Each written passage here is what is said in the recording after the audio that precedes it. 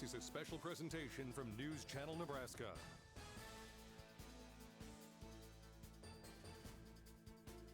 This broadcast is presented by Currency. Does your business need financing for equipment, trucks, or trailers? All you need is Currency. Visit gocurrency.com.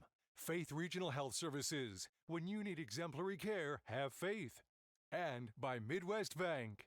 Midwest Bank is always ready to lend a hand in the communities that they serve. Log on to MidwestBank.com to find out more.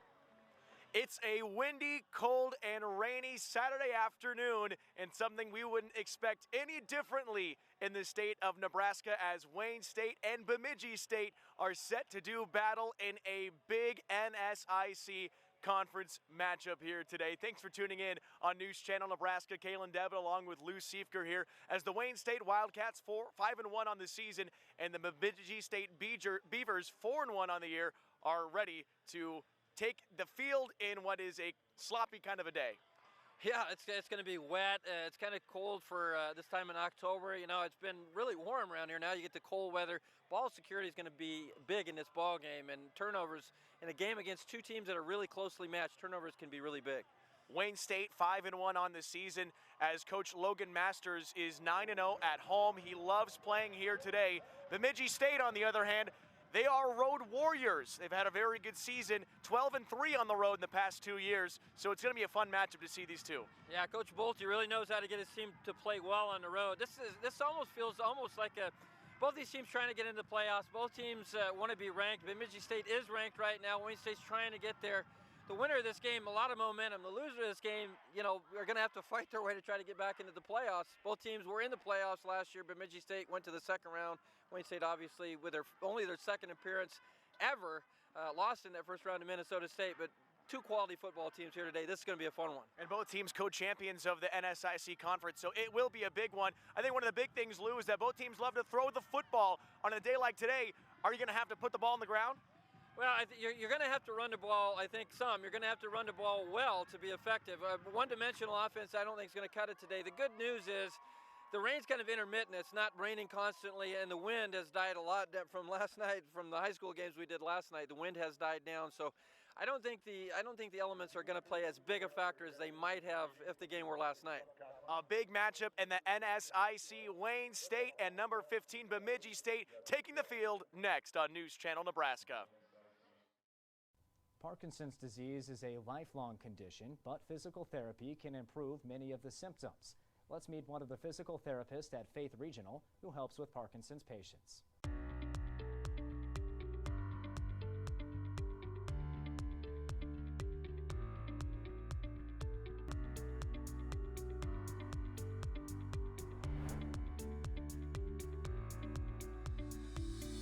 Joined now by Kylie Baumert, a physical therapist with Faith Regional Health Services. Kylie, one of your specialties is dealing with patients that have Parkinson's disease. When you approach that from a physical therapy standpoint, what does it look like? Well, I am trained in LSVT BIG, so it's a very strict protocol that is 4 days a week for 4 weeks. We focus a lot on their amplitude of movement. So the research has shown that when we focus on their amplitude, a lot of the other issues that are seen with Parkinson's kind of fall into place.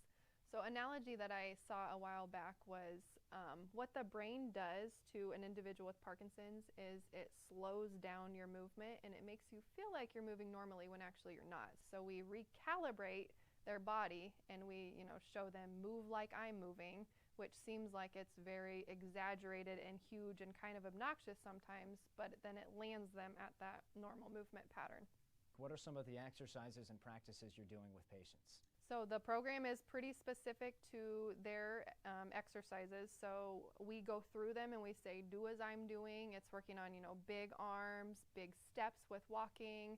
It addresses their motion of their shoulders and their back and their hips throughout all of the exercises. So we can modify the exercises depending on their needs. They have protocols for sitting, even laying down if they aren't able to get up and move as well. And then there are standard standing exercises that we can also adjust for balance with an arm support or whatever they need. With a condition like Parkinson's, I'm sure many folks think they just have to deal with these issues, but there are outcomes where they can improve and those improvements can stay. I always encourage people, it's a chronic neurological disease, yes, but these treatment protocols have been researched pretty heavily and have been shown that they can really slow down the progression of the disease, which is very exciting because the movement and the exercise is very crucial in Parkinson's. Well, Kylie, thanks so much for joining us. Thank you for having me.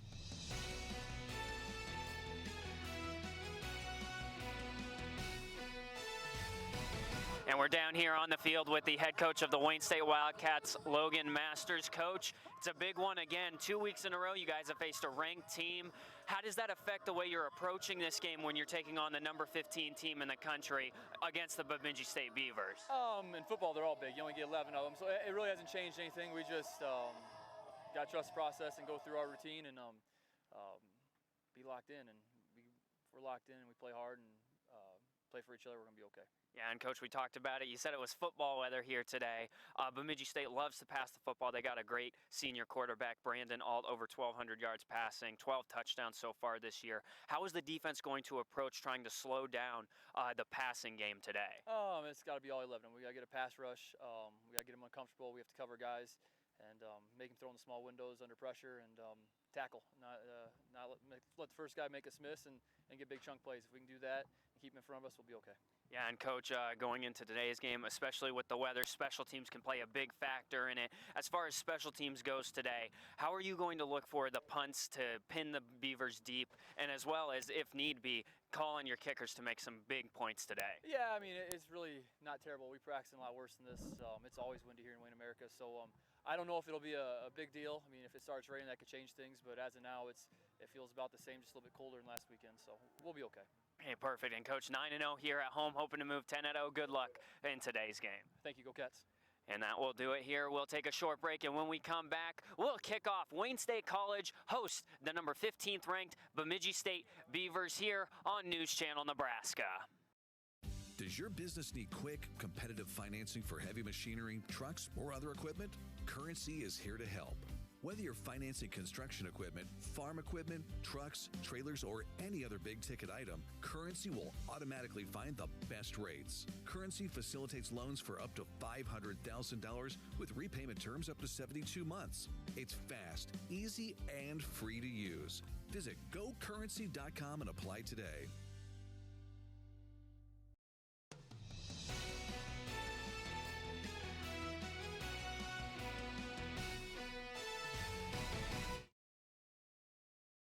Tuning in on channel.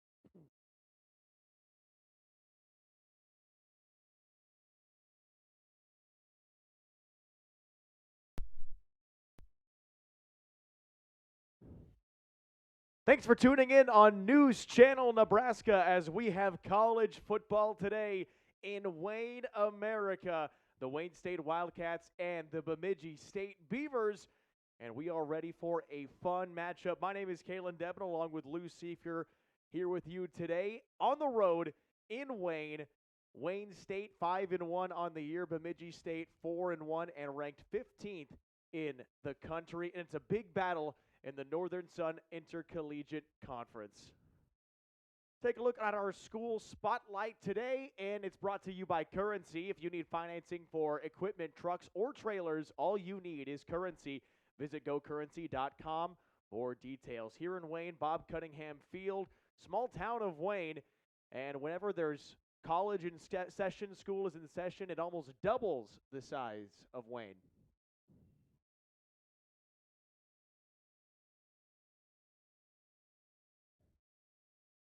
And we're about ready to do battle as Bemidji State is setting things up. Ball is on the tee. Oh, nice little high jump there from the kicker. He's ready to go. You love it when the kickers are ready to play. Landon Aarons will set up to boot this thing away.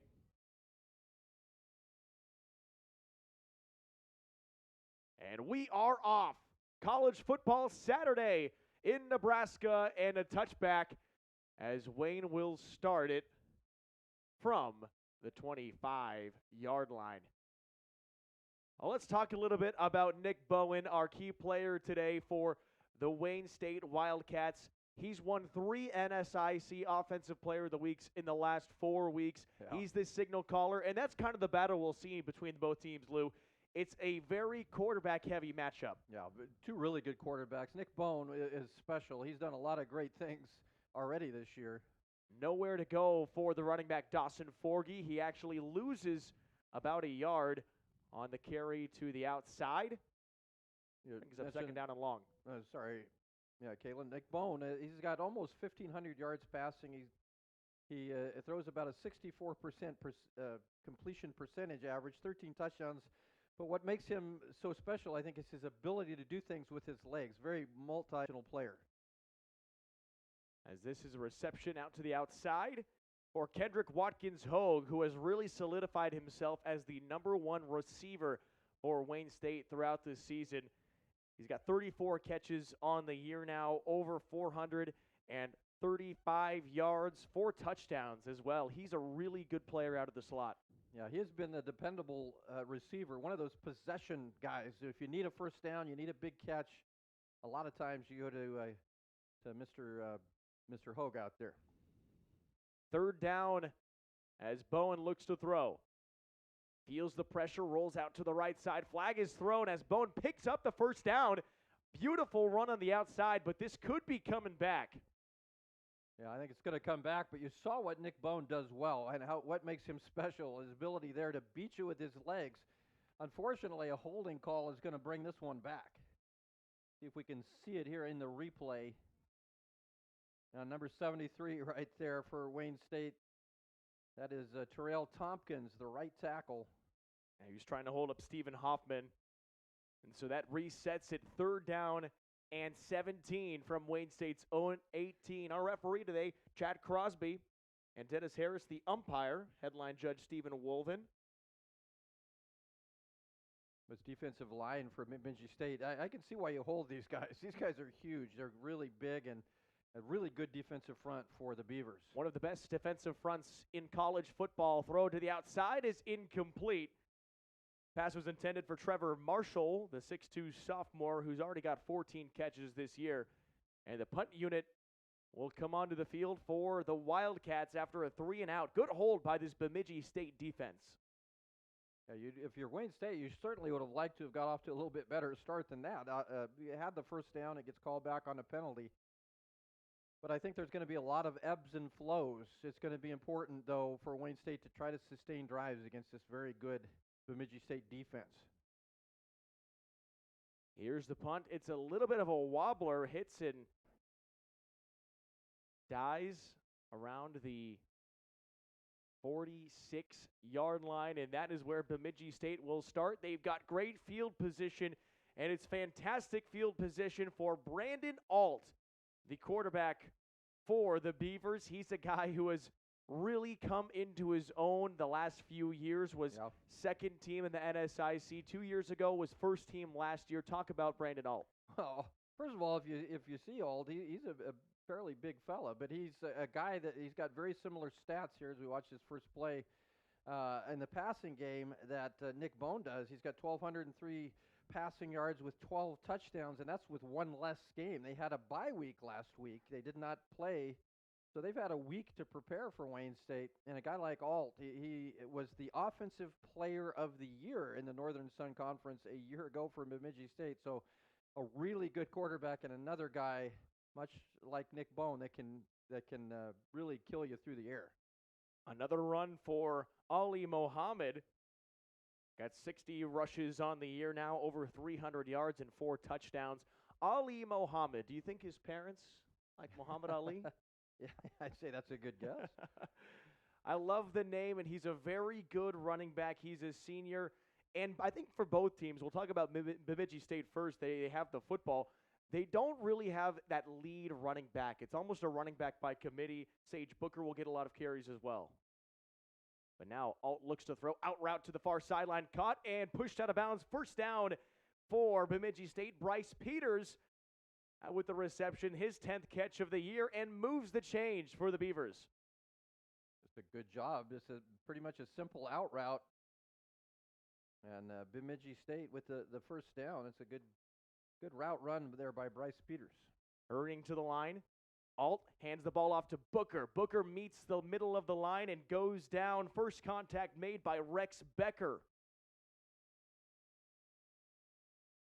Boy, both teams throw the ball well. Both teams can make plays through the air. I think whoever runs the ball better, and especially with some of the conditions, and certainly if it starts raining again, that's something to look for. Outside throw again, and nowhere to go. Wayne State bottles up that play too. Clyde Hinton on the tackle on the short catch by Joey Barron. Yeah, nothing doing there. And an injured player, Quincy Mabin, the left guard for Bemidji State, is down, and he's being looked at. Just hope that he is okay. While Mabin is down, we'll take a quick break, but coming back with 11:07 to play in our first quarter. No score on News Channel Nebraska. Ask yourself, will your college define your future? Strengthen your confidence? Prepare you for success? The college you choose today will last a lifetime. That's why students who want to lead tomorrow make Wayne State College their first choice. Go to explorewaynestate.college.com to find out how a quality education at an affordable cost is the right choice.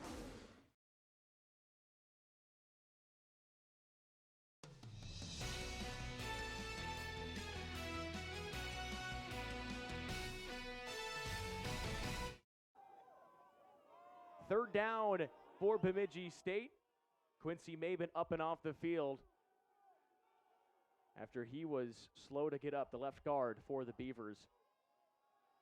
Alt, lots of time, great pressure. Now pressure comes in, throws to the outside, wide open is Booker. Booker to the 20, Booker to the 10, gets a block, it's Sage. Booker belted into the end zone.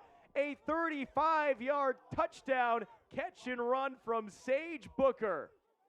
Well, first of all, great protection that time for Alt. He's able to check down to his running back and no one over there. Booker all by himself takes it all the way to the house, gets a good block there at the end of that play, but a bit of a busted coverage there for Wayne State, and it is the Beavers that take the lead. What a start for Bemidji State. Brandon Alt taking what the defense gave him. Booker was left wide open in the flat and found him. Gotta love the catch and run ability from your senior running back, Sage Booker, as the Beavers with a strong start. They lead 7-0 over Wayne State. 10:32 to play in the first quarter. Thanks for joining us on News Channel Nebraska. My name is Kalen Devin, joined by Lou Siefker.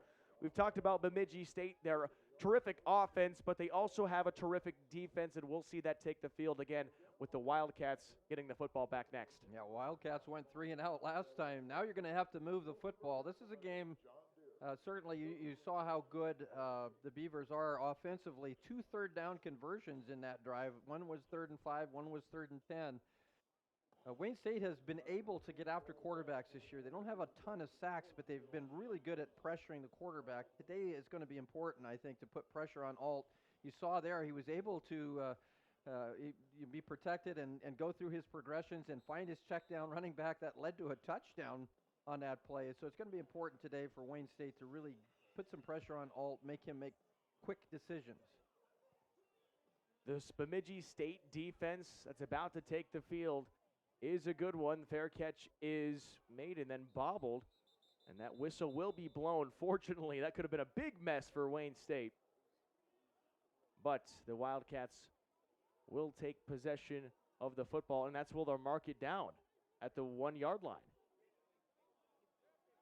Yeah, it's blown dead, but if you don't if you do the fair catch there and you don't catch the football, it's considered I think it's considered a dead ball. And yeah, that's wow, terrible field position for Wayne State, and exactly what you didn't want to have happen is to have to start out at your own 2-yard line against this defense. Well, again, let's talk about the defense. 3rd in the nation in sacks. 20 sacks this season for the Beavers defensively. That front line is strong. Bowen will look to run out of the mess.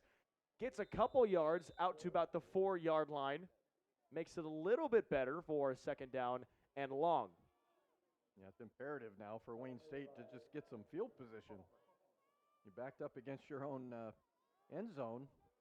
And as you just mentioned, Kalen, this is a team that can get it. We talked about getting after the quarterback. This is a defense that's really good at getting after the quarterback. Well, in Lou, the other thing is that Bemidji State had a bye week a week ago. They averaged 4 sacks a game in only 5 games played. This ball is tipped and almost intercepted. It hits the ground. Incomplete. Could have been another big break for Bemidji State if they were able to pick that football off. But instead, Wayne State lucks out a little bit. Look at this thing flutter and just hits the turf. Gotta love the effort from Max Baduras. Tried to get there. Yeah. 3rd down and 8 from Wayne State's own 4. Bowen checks his wristband, snaps, and hands the football off. Short gain up to the 5-yard line. Not much going for Latravius Boyd. And brings up 4th down. So back-to-back 3-and-outs for the Wildcat offense. And the punt unit returns to the field. Didn't have too good of a punt there last time out. Hoping for a better one here. Yeah, you want a boomer here. You got to get some field position back if you can. And that field position plays such a big part here. I mean, Wayne State limited offensively when you're inside your own 5-yard line. Trevor Marshall doubles as wide receiver and punter. And this is a nice boot backing up the returner. Catch is made near midfield, backing all the way up and trying to find a crease to the outside. Slips a tackle up toward the 50 and just across the 50-yard line. Nice return. Able to make a little bit of something out of it for Jake Hill. Now, Wayne State defensively, you've got a hold here. You can't allow Bemidji State to take the ball down and score again. You don't want to fall behind big against these guys. And it's important here to win if you get into those 3rd down situations, especially 3rd down and long situations. If you're Wayne State, you got to win those down and distance situations against this Bemidji State team that's very, very good. Brent Bolte, 12-3 on the road in the past 2+ years. Here's a carry. Nice run forward from Ali Mohammed. A gain of about 1. You love to watch the matchup up front. Who will be the team that can create pressure, and who will be the team that's able to hold that pressure back? Alt, quick throw to the outside, caught again by Bryce Peters with a seam. Bryce Peters back inside the 30-yard line before being brought down. Brandon Alt loves the quick throws, the checkdowns, and he loves to see his athletes make plays. Yeah, that's kind of the offense for Bemidji State. Is you see a lot of what you've seen already, as you mentioned, those checkdowns, those quick hitters, and they have playmakers. They've got guys that can score on you in the open field. We've seen it already once today. Mohammed to the left of Alt. Brandon Alt looks to throw again. After the 18-yard reception, goes for a big one, and it's caught again inside the 5-yard line. Bryce Peters is the main man to open up the ball game for Bemidji State. Oh, what a great start for the Beavers. That was an excellent pass, first of all, from Alt. And now they're doing the hurry up. Going quick to the line again. Mohammed to the right of Alt. Trips to the near side. Brandon Alt, one of the best quarterbacks in the NSIC. This offense is finding a rhythm early. Alt looks to throw. End zone. Peters pass incomplete. Good defense. Slamming the football to the ground. Tanner Cooper in coverage. Well, last week we saw Wayne State come up with a goal line stand. This would be a good time for another one for this defense. And you really got to be on your toes against this passing offense. It doesn't matter down and distance. Flag flies for a penalty.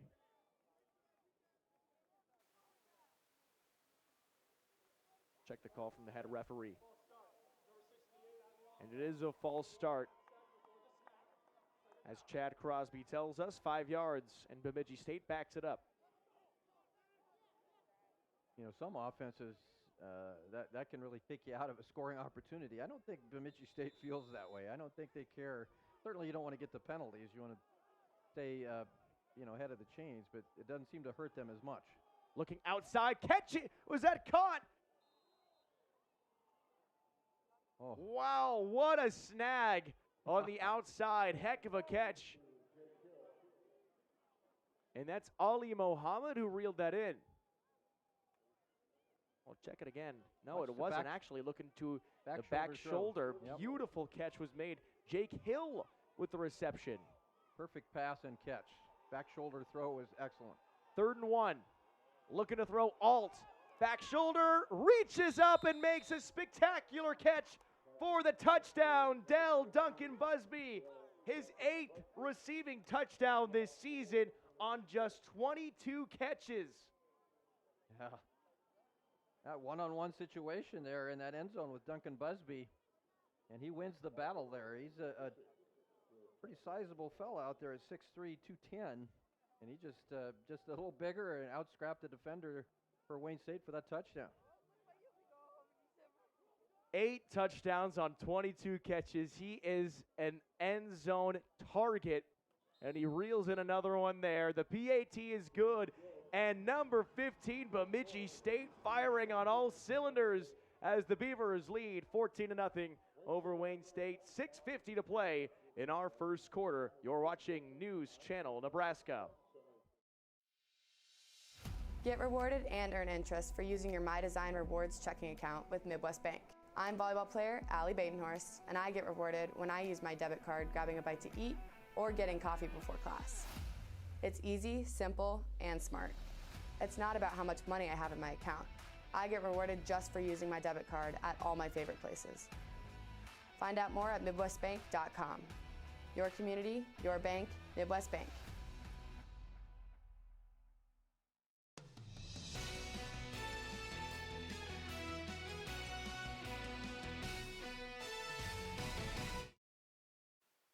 Bemidji State goes right on down and scores another touchdown with a short field. Thanks for watching on News Channel Nebraska. Kalen Devin and Lou Siefker. Beavers lead 14-0 over the Wildcats, and this is a team that is so good in the red zone. Yeah, 25 of 27 trips this year, they have put points on the board. That is incredible. And you see that they not only, that passing offense just keeps you guessing a little bit. They're so efficient in there. And it doesn't matter down in distance. They can run the ball. They can throw the ball. Very difficult team to defend no matter where they are in the field. Let's send it on down to Luke Stera, our 3rd member of the broadcast. It's a tale of two offenses right now down here. As you can see, Wayne State really generating nothing on the offensive side of the ball. It doesn't help they're starting at their own 1-yard line on the previous drive. For Bemidji State, Brandon Alt has been nothing but perfect so far this game. He's only had 1 incompletion, and it's been whatever way he wants, whether it's the short screen passes, which the Wildcats are trying to look for on the defensive side, or it's the medium to deep range balls, including that last touchdown throw. It's been a rocky start to the first half for the first quarter for the Wildcats. Kalen and Lou, back to you. Yeah, thanks, Luke. Great point made. Brandon Alt, he's so good at taking what the defense can give him. Wayne State having trouble moving the football, and this isn't gonna help either. Another flag down. Backs up the Wildcats again. False start. It's little penalties like that can add up. And right now, Wayne State's just they need to find a way to move the football. They have been 3 and out the last 2 times. Certainly the terrible field position on the last possession did not help them. But, boy, you just feel like the way Bemidji State's moving the ball right now, you've got to give that defense time to readjust. You've got to be able to move the ball and keep it away from that offense. Bowen, he's got time. Throws across the formation. Quick catch is made. Short gain. But it will get some yardage back. Gage Dangle, 5-yard gain. That was Princeton Harris, the cornerback, that came up and made that tackle for Bemidji State. Good one-on-one tackle. Good defenses that's one of their hallmarks, is the ability to tackle in space. And that was an excellent tackle that time by Harris. That was Gage Dangle's just 2nd catch of the season. Bowen lies some nice time. Now getting away, launches it wide open over the field, is caught by Trevor Marshall, picks up the first down on a huge play, broken by the defense. Marshall with an excellent job finding space, and Bowen with the vision to find him. Yeah, that was an excellent play. Nick Bowen keeps that play going with his feet, and a good protection that time by the offensive line. And Nick Bowen just waiting for his man, Marshall, to get open, and he delivers a strike around midfield.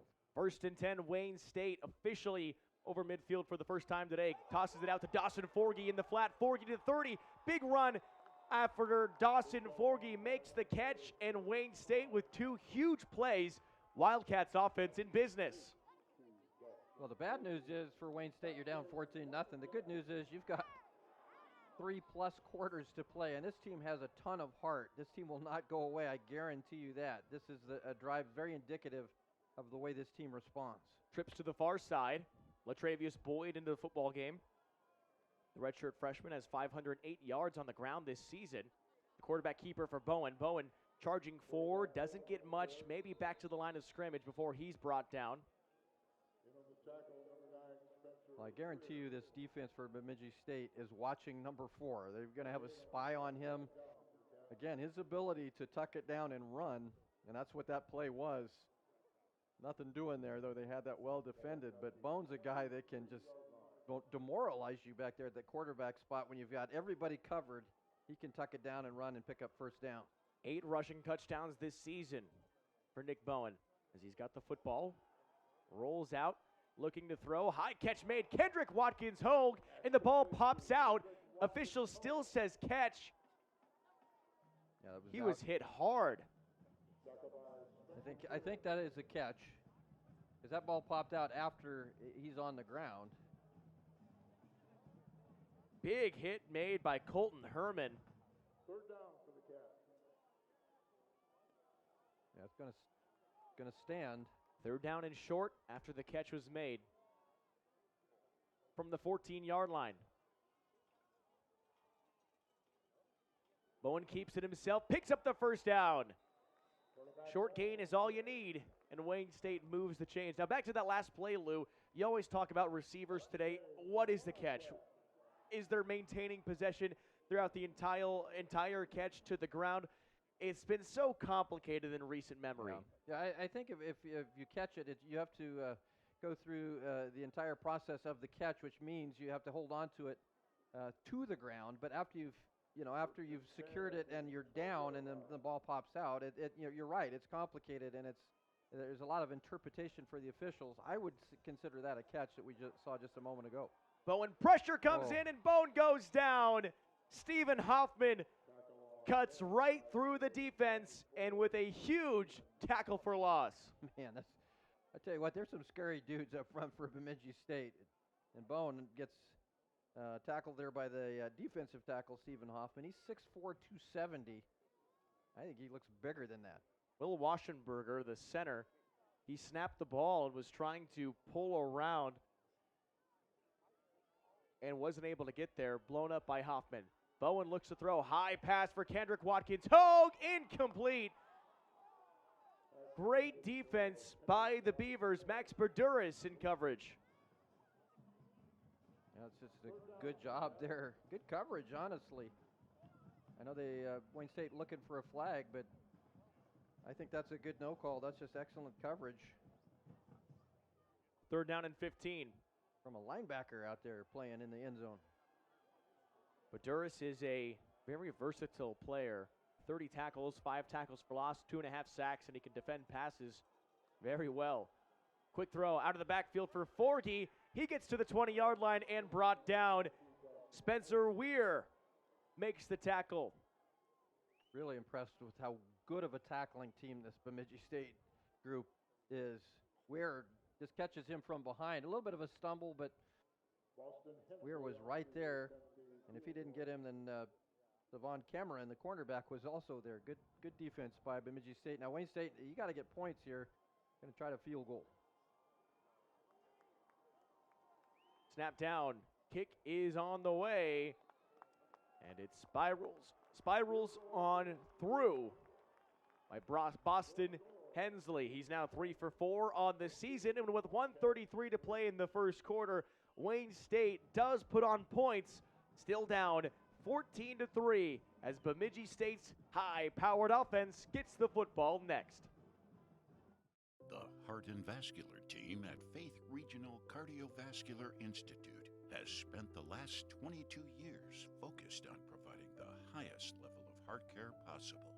With over 24,000 patients seen in the last 2 years alone, we know cardiac care by heart.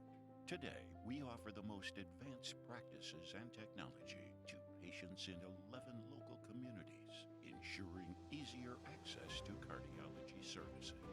With specialists focusing on heart failure, vascular diseases, thoracic surgery, abnormal heart rhythms, and general cardiology, you can count on our heart experts to collaborate to provide you with the best care possible. Faith Regional Cardiovascular Institute, keeping a pulse on the hearts of Nebraska for over 2 decades, is the faith difference.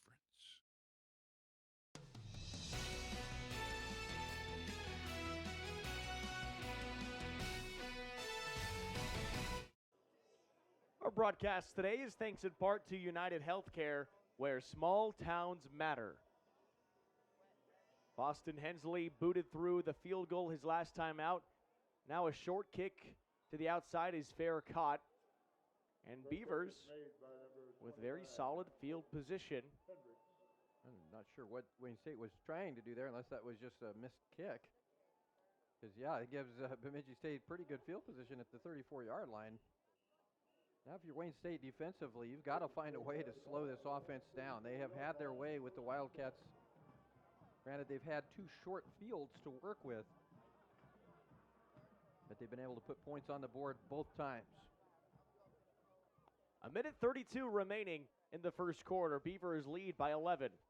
Handoff, Mohammed cuts to the outside, slips a quick tackle, but the first play made right up front by the Wayne State defense.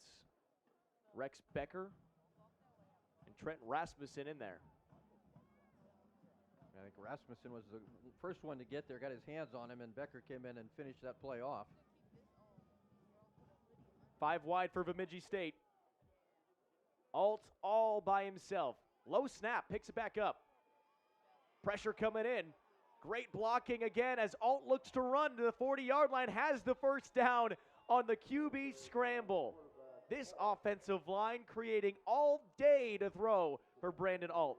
Yeah, Wayne State is, they were rushing basically 4, and you're absolutely right, Kalen. That was just great offensive line play. And Alt, he's not a guy like, he's not a guy that's going to constantly run the football, but he's good enough there to pick up the yards needed for that first down. He's got over 65 rushing yards this season on now 19 carries, so he does not run the football a lot. Nope.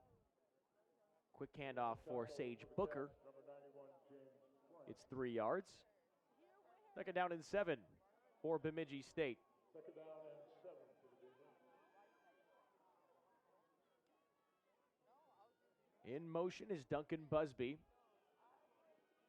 Throws over the middle. It's Duncan Busby with the catch, using his speed to get across the 40-yard line. Bemidji State finding gaps in the defense and moving the ball at will. Yeah, just a crossing route, and look at the speed there after that catch. Duncan Busby has some real foot speed now, reached the end of the first quarter. Bemidji State is continuing to move the football. They've got 2 touchdowns on their first 2 drives, and they lead Wayne State 14-3 after 1 on News Channel Nebraska, bringing you our second quarter coming up next. So this yellow jacket, it basically symbolizes that it's showtime. The Yellow Jackets are a throwback to Monday Night Football. The 1970s, Keith Jackson, Howard Cosell. That was the big broadcast in the country. Now we're the big broadcast in Nebraska. When News Channel Nebraska is covering a game, we want you to know that we take it seriously. We want to dress sharp. We have pride in what we do. And we're going to wear those yellow jackets to show people that we're a little old school, but we're also the important broadcast of the night.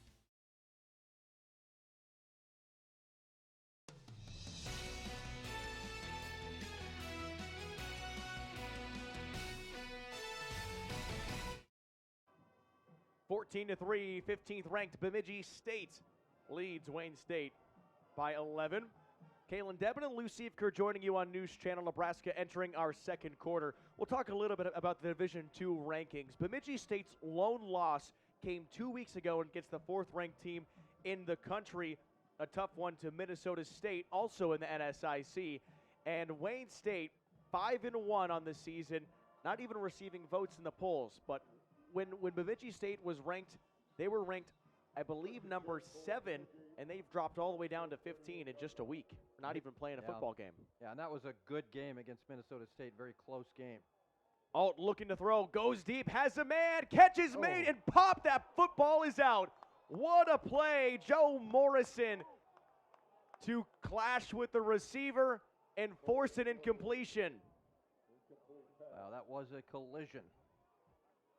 Those kind of hits are scary. That was an excellent hit. And boy, he just got all shoulder pad. I was worried that he might have led head-to-head contact. That was shoulder pad. That was a clean play. Great job by Morrison to knock what looked like a sure catch out of the receiver's hand.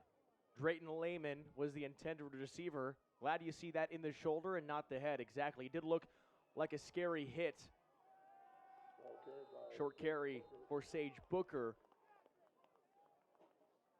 Getting it in the chest and the shoulder, not quite as bad as taking it to the noggin. Yeah, you don't want that. That's where guys get hurt and hurt bad if you get the head-to-head contact. But well, here you go. It's 3rd down and 8. This is again, down and distance. Wayne State needs to win in this ball game today.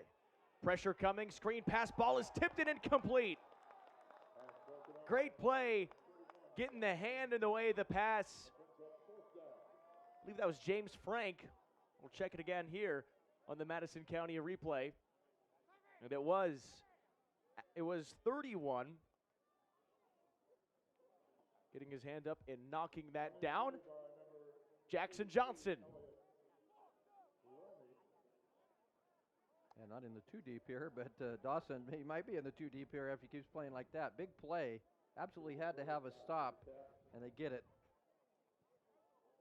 The high punt that hits at the 5-yard line and just crossed out at the 2-yard line. Couldn't quite get over the end zone for a touchback. And Wayne State again has the ball inside the 5.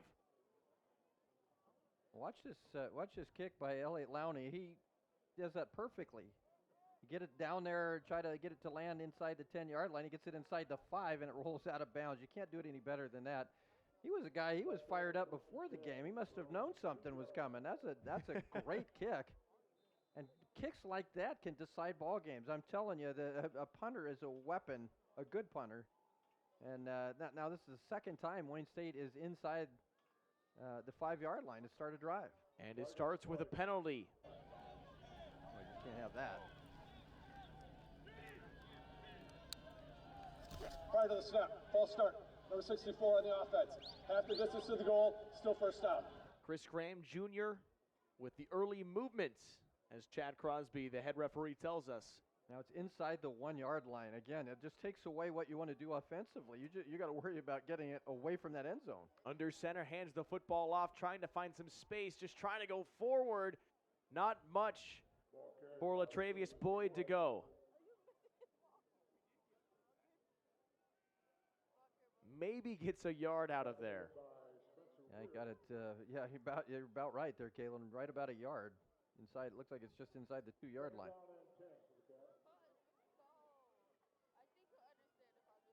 You'd like to get a big play out of that end zone and get yourself some field position. Boyd again on the carry. Cuts to the outside and gets brought down, stood up by Savon Cameron. Good battle between the two. Cameron ends up wrapping him up and bringing down Boyd at the 5-yard line for another 3rd down for the Wayne State offense. Again, another good tackle, that time by Cameron. Really impressed with the way this Bemidji State team tackles.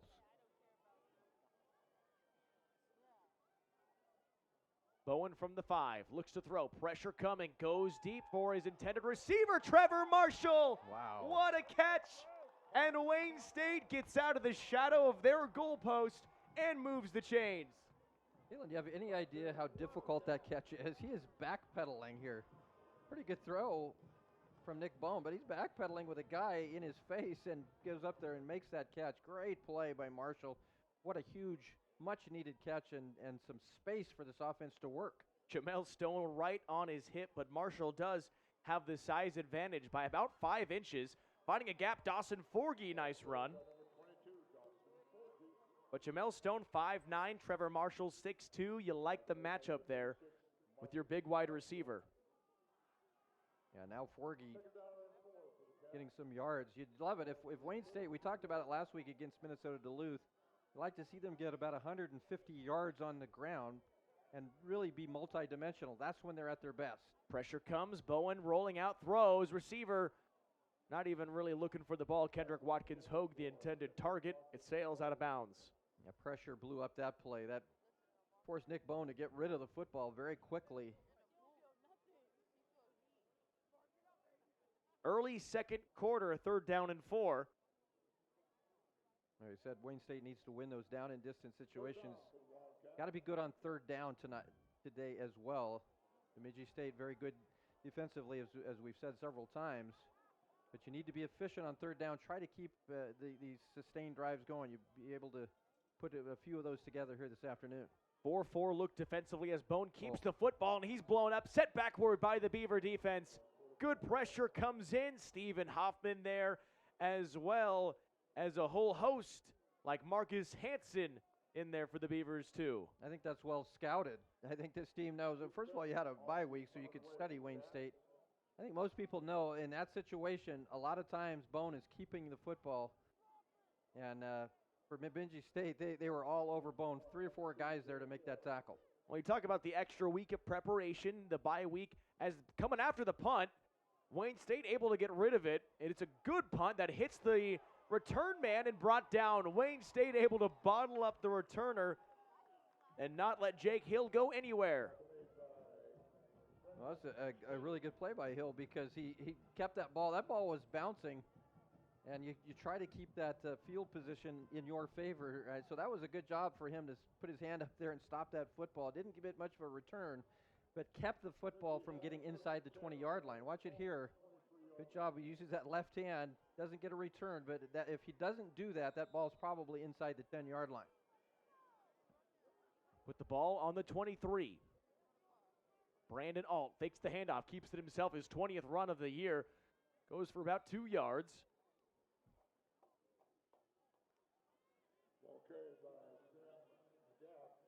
Bemidji State starts off with a quarterback run.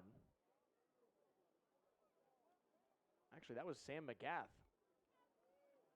He came into the game to run the football. The backup quarterback, he's ran the ball 11 times this season. Handoff from Alt. Good run up the middle. Jaden Washington with the carry. Some of these quarterbacks we've seen, we saw Waljasper last week for Minnesota Duluth. He was 230. You had a guy like Brandon Ald at 6'2", 220. There's some big quarterbacks in this league. Another run that is close to the first down marker, and it will be enough to move the chains. Well, they have been very good on 3rd down today, has Bemidji State. I believe that's 5 of 6 on 3rd down.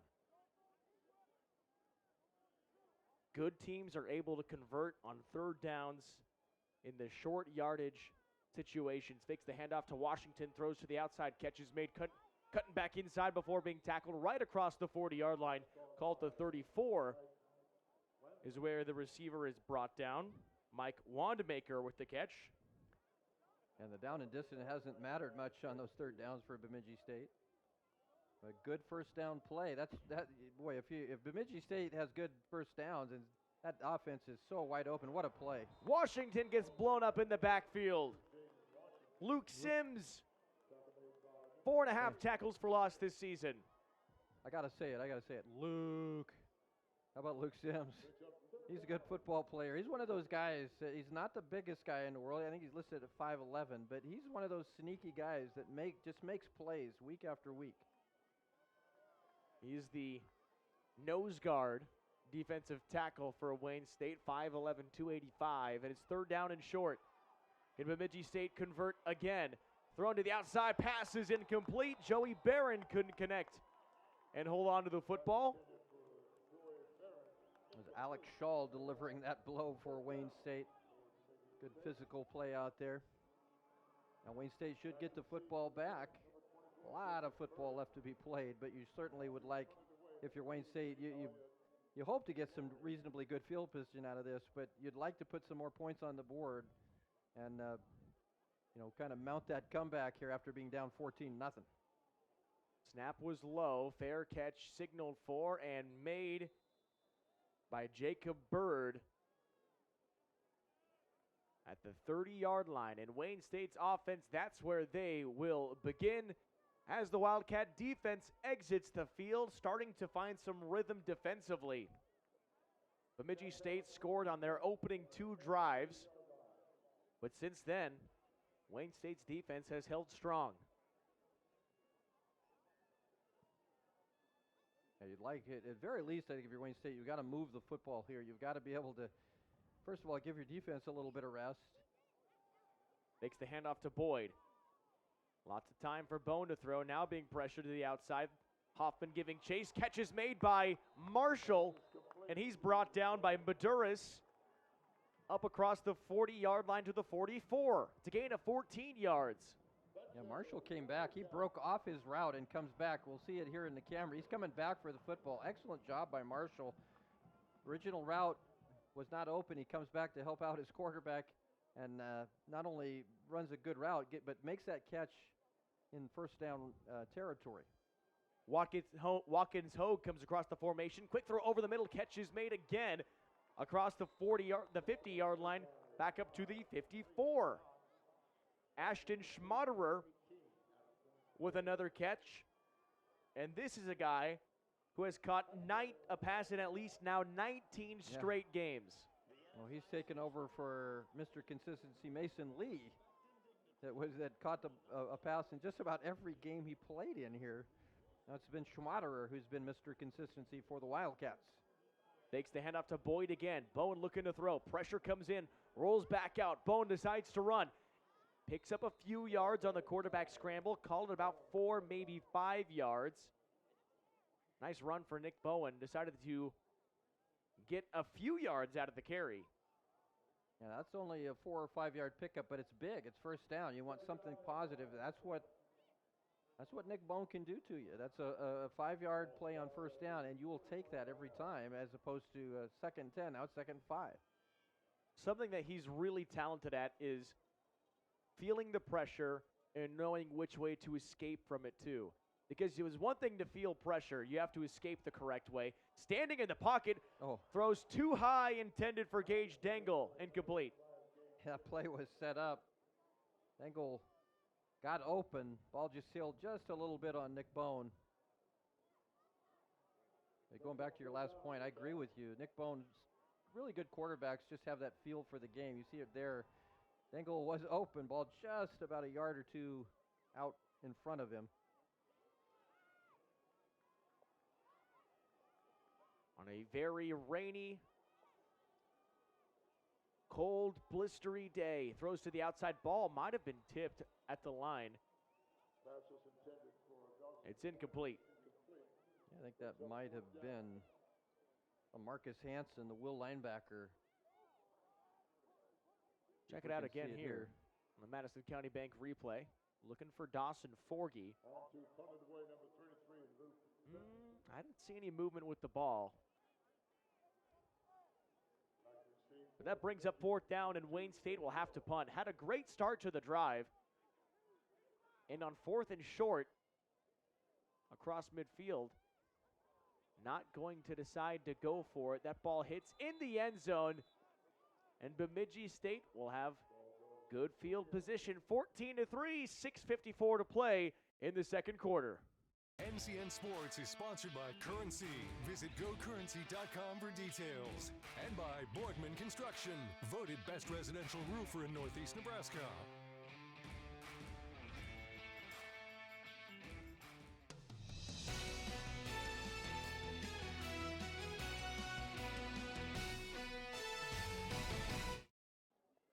Bemidji State's offense returns to the field, where they've had some struggles their last few drives. Been able to move the football, but haven't been able to find the end zone like the previous 2 drives. Brandon Alt still having a good game, 9 of 13 on this ball game with 2 touchdowns already. Pressure coming. Alt is hit. He is hit and goes down. That catch was made. I'm wondering if the hit was a little late. Yeah, I was waiting for that flag. I agree with you. I think that was a little bit late. The officials elected not to call it, but got to be careful they're coming up, especially behind a quarterback like that and delivering a late hit. Big catch out made here. Again, Bryce Peters to the outside, picks up another first down. Back-to-back quick plays and first downs for Bemidji State. It was Duncan Busby on the first catch. That was 17 yards, and this is another 11 yards. Yeah, it's tough to get to the quarterback with its sort of throws. You just see it right there, just a couple step and get that football out. But if Wayne State's going to be successful, you got to try to get, in situations like this, get to Alt. Alt rolls, looking for Duncan Busby again. Incomplete. He made the catch, slid out of bounds, saying that he did not have a foot down or a body part in.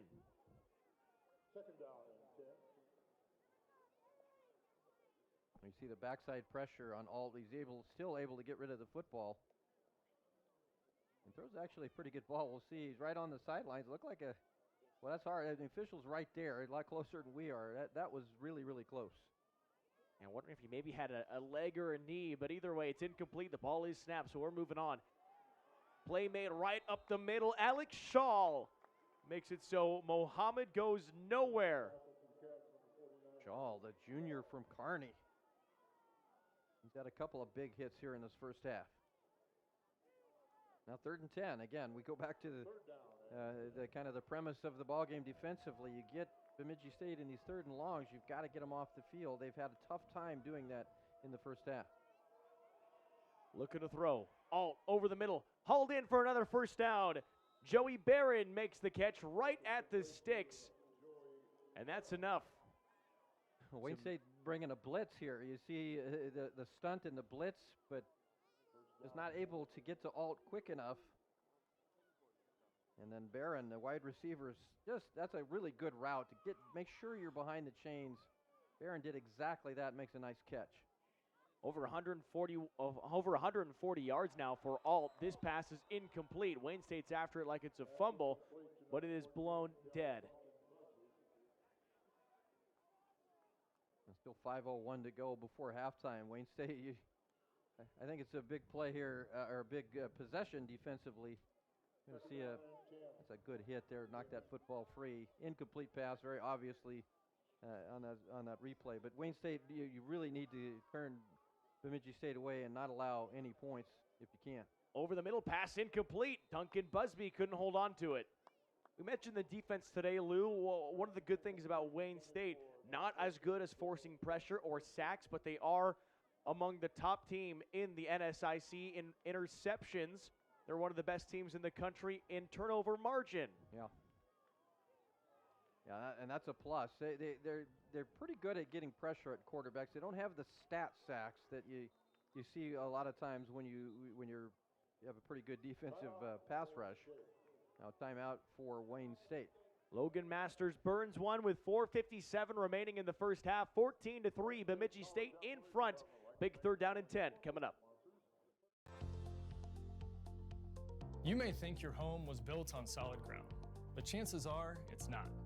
Drought, excess moisture, and soil compaction can all cause your home's foundation to sink, leading to problems throughout your house. The good news is your home's foundation problems can be fixed permanently, so you and your family can rest easy, because foundation problems won't get better with time, but they will get better with us. Call Thrasher Foundation Repair today for your free estimate. Does your business need quick, competitive financing for heavy machinery, trucks, or other equipment? Currency is here to help. Whether you're financing construction equipment, farm equipment, trucks, trailers, or any other big-ticket item, Currency will automatically find the best rates. Currency facilitates loans for up to $500,000 with repayment terms up to 72 months. It's fast, easy, and free to use. Visit GoCurrency.com and apply today. 3rd down and 10. Back in action, 4:57 to play until halftime. Big 3rd down for Bemidji State. We've seen a few of these 3rd down and longs, 3rd down and 10 specifically. Can Wayne State get this offense off the field? 4 wide receivers looking to the outside. Now back in. The catch is made by Duncan Busby, and he's met right across the 35-yard line. Call it the 34 for a gain of 6. I got to believe Bemidji State's probably going to go for it here. It doesn't do you much good to punt. Wouldn't gain much field position, and 4th down and about a long 3 here. Hard count as Bemidji State wants to go. 4th and 4. Trips on the far side. Pressure coming. Alt hit as he throws. Incomplete. Wildcats hold. And the officials, an official is hit, and he's down. Oh, he might have twisted his ankle there. Oh, wow. I might have got rolled up by one of the Bemidji State players accidentally. There is the pressure, and that's what we talked about. Watch, got rolled. Oh, so he was pushed in. You talked about the pressure, Lou, that you had just mentioned a moment ago that forced that incompletion. Tanner Cooper incidentally pushed a Beaver into the official, and he's down. You see that with offensive linemen sometimes when guys get knocked over and roll up the back of their leg. That's what happened to the official on that play. Unfortunate accident. We'll certainly hope our official is okay. But might have had a sprained ankle or something. That can happen especially when you don't see it coming. Right, the official looked towards the play, and from his backside, like you said, Lou, tumbled and kind of crumpled to the ground. Hoping that he is okay. Caitlin Debb and Lou Siefker joining you on News Channel Nebraska. Wayne State takes the football back. And let's get him up. He is back up and trying to put some pressure on that leg. You know, some of these guys are older gentlemen. I mean, like I'm an older gentleman. I'm nothing wrong with that. But you get these young, big dudes, and they roll up on you. That can be painful. He's tough. Look at him go. There yes. you go. Give a round of applause to our official. He's back up and moving. He's walking like nothing happened. Yes. Doesn't he have to come out for a play? And he just fist bumps Bemidji State's defensive tackle, Stephen Hoffman. And we've got Luke Stera down to give us an update. Yeah, right now the Wildcats defense coming up big after letting up 14 points in that first quarter. They have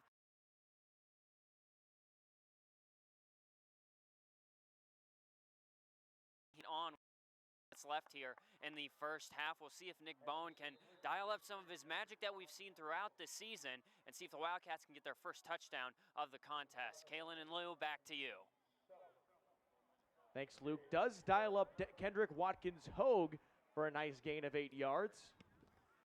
Yeah, this would be a big momentum builder if you're able to get points, and certainly a touchdown out of this drive. A big 4th down stand. Now we'll see if the Wildcats can gain that momentum, do something special offensively. Here's a jet sweep to Watkins-Hogue, gets the first down. Kendrick Watkins-Hogue, he runs the ball every so often. He's over 40 yards now on the year on his 7th carry. Really good in those jet sweep situations. And it's a first down for Wayne State with 3:24 remaining. Yeah, just a jet sweep, as you mentioned. There gets the first down. They needed to. Got to keep the chains moving. You've got 3:16 now and counting, and you've got some timeouts to work with. You've got 2. Bowen, pressure. Bowen throws to the outside. Boyd through his hands. And a big hit by Baduris would have bottled him up either way. You wonder if Boyd didn't hear footsteps there. Well, he got lit up anyway. I guess what coaches tell you, you're going to get hit anyway. You might as well catch the football. Watch Baderas, though. He just comes up and lays a lick there on Boyd.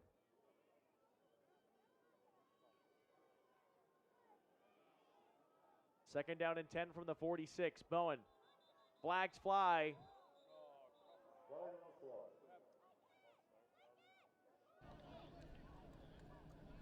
prior to the snap. False start. Number 73 on the offense. 5-yard penalty, still second down. This time it's Tyrell Tompkins. That's been problematic in this first half for Wayne State. We've seen, what is that, about 4 of those?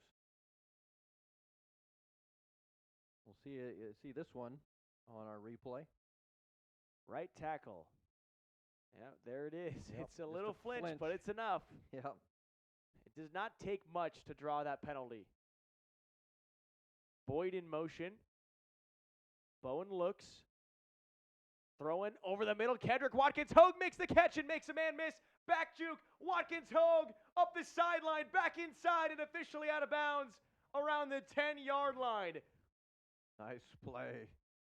Kendrick Watkins Hogue came back to the football, made a great catch, but even better was after the catch. There's been a lot of impromptu route running by these receivers, and they've done a good job. Nick Bone is he's kind of a gunslinger, kind of a Brett Favre type player out there. Not that he takes a lot of chances, but he's got that strong arm.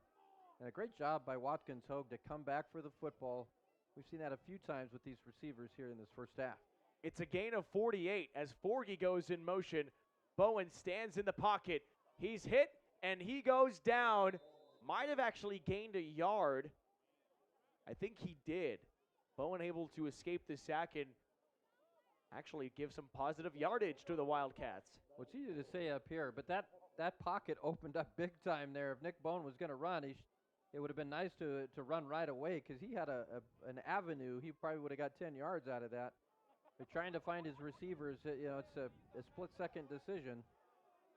Again, easy to say when we're clear up here, but that looked like that pocket was wide open for him to take off and run. High-pointing receiver, miscommunication, incomplete.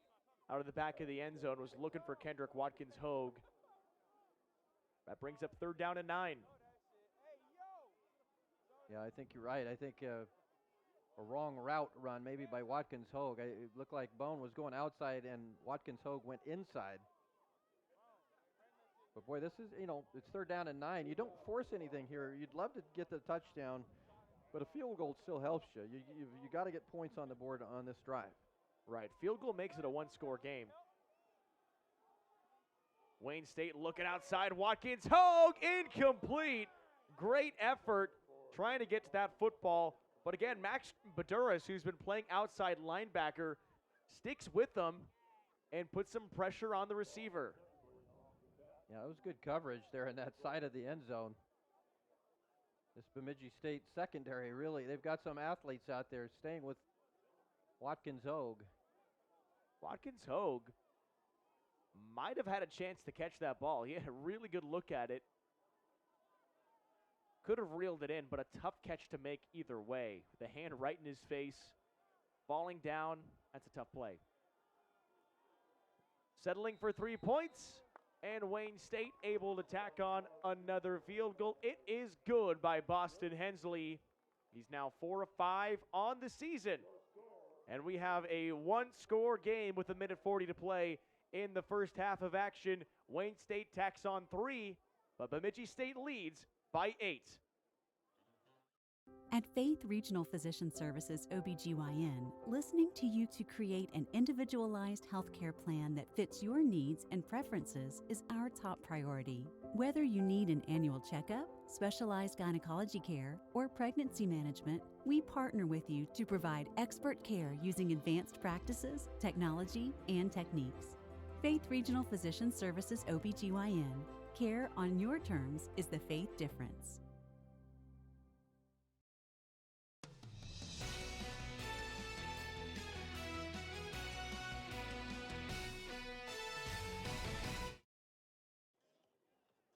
Wayne State able to tack on a field goal thanks to Boston Hensley. He's got all 6 points for the Wildcats, as Bemidji State leads 14-6. Well, Wayne State did what they had to do. They got the stop on 4th down, and then the offense takes the ball down. You didn't get the touchdown, but you've got points. That's important.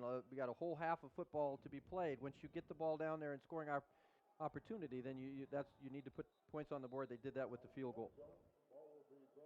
Stick around for our halftime highlights brought to you by Wayne State College, devoted to student success for more than 100 years.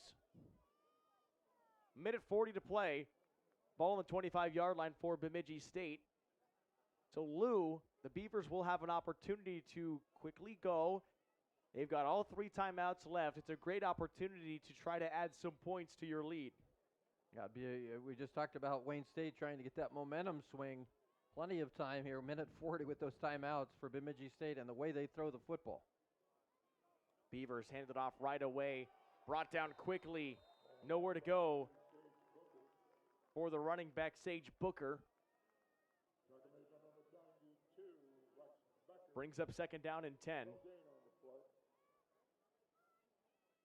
Kind of surprising there. They run the football on first down with the time and situation, trying to, I think, sneak one past Wayne State. I'm thinking they're going to probably throw the ball here in the next couple downs.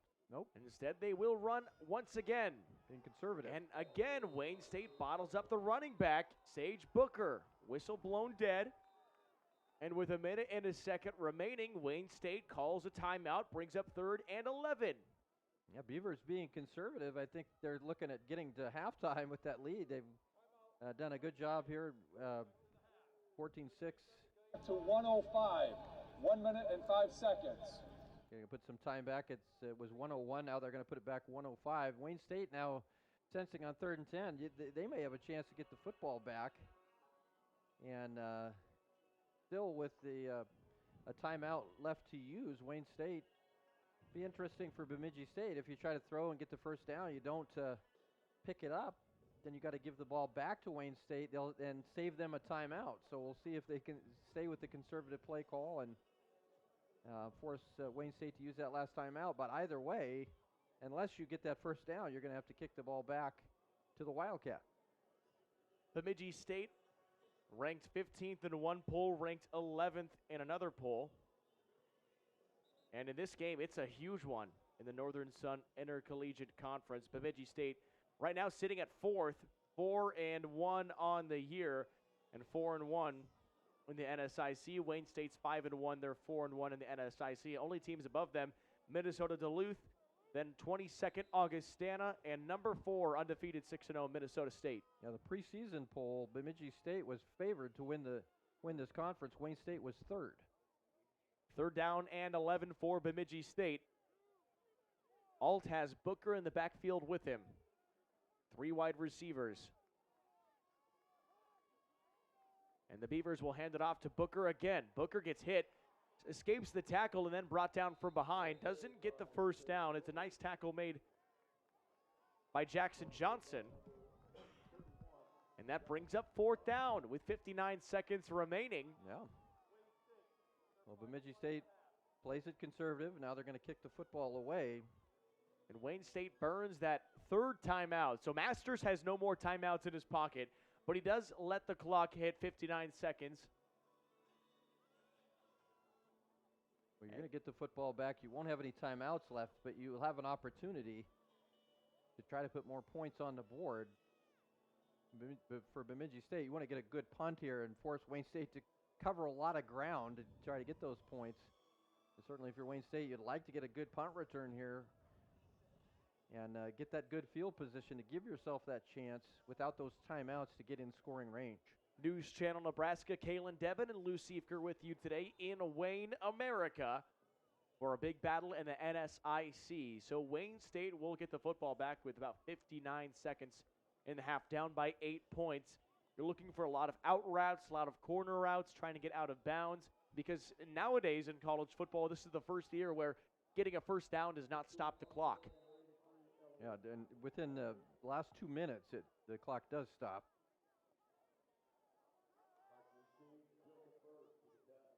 Here's Bemidji State to boot this thing away. And no chase given. It's a nice punt, though. That takes a Beaver bounce inside to the 30-yard line. Not only that, also takes off 12 seconds.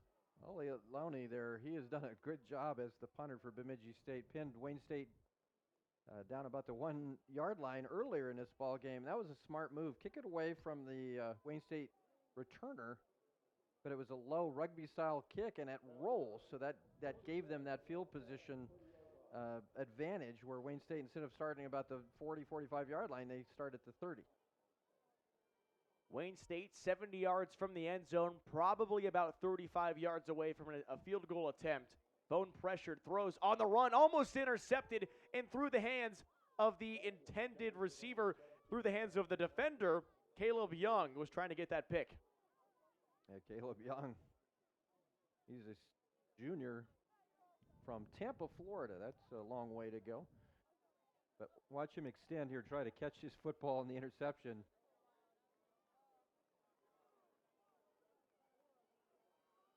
Nick Bowen has only thrown 2 interceptions this season. Rolls out again, decides to throw. Catch is made out of bounds. Kendrick Watkins-Hogue with a great grab. Gain of 15 yards up to the 45-yard line. It stops the clock. Yeah, it's good hands there on the sideline. Let's watch this replay. Looks like the ball almost squirts out of his hand. Somehow he's able to hold that one in. That's right on that boundary. That's another one that's very, very close. Wayne State gets the call. 35 seconds. Bowen drops. Throws outside looking for Boyd. Wheel route incomplete. Hits the back of the linebacker, Spencer Weir. The ball just thrown a little bit short. Weir with good coverage there. Good job for the linebackers. I tell you what, it's a 3-4 alignment that Bemidji State runs. They've got 4 backers out there. These guys can run. They're pretty good in coverage. A lot of times you feel like you got an advantage when you get a one-on-one situation with a running back and a linebacker, but these linebackers for the Beavers, they can put them up, pick them up, and put them down. 30 seconds to play in the half. Wildcats down by 8. Looking outside. Marshall cannot reel it in. Had a good look at it, but Jamel Stone in coverage once more for the Beavers. Still 25 seconds. It's 3rd down and 10. Yeah, you take a shot downfield here, and if you don't get it, then you got to punt the ball back to the Beavers. I think Wayne State's going to try that. I think they're going to try to get a big play, get it into Bemidji State territory here for the last 20 seconds or so of the ball game. 3 wide receivers. Sorry. 3 wide receivers on the far side.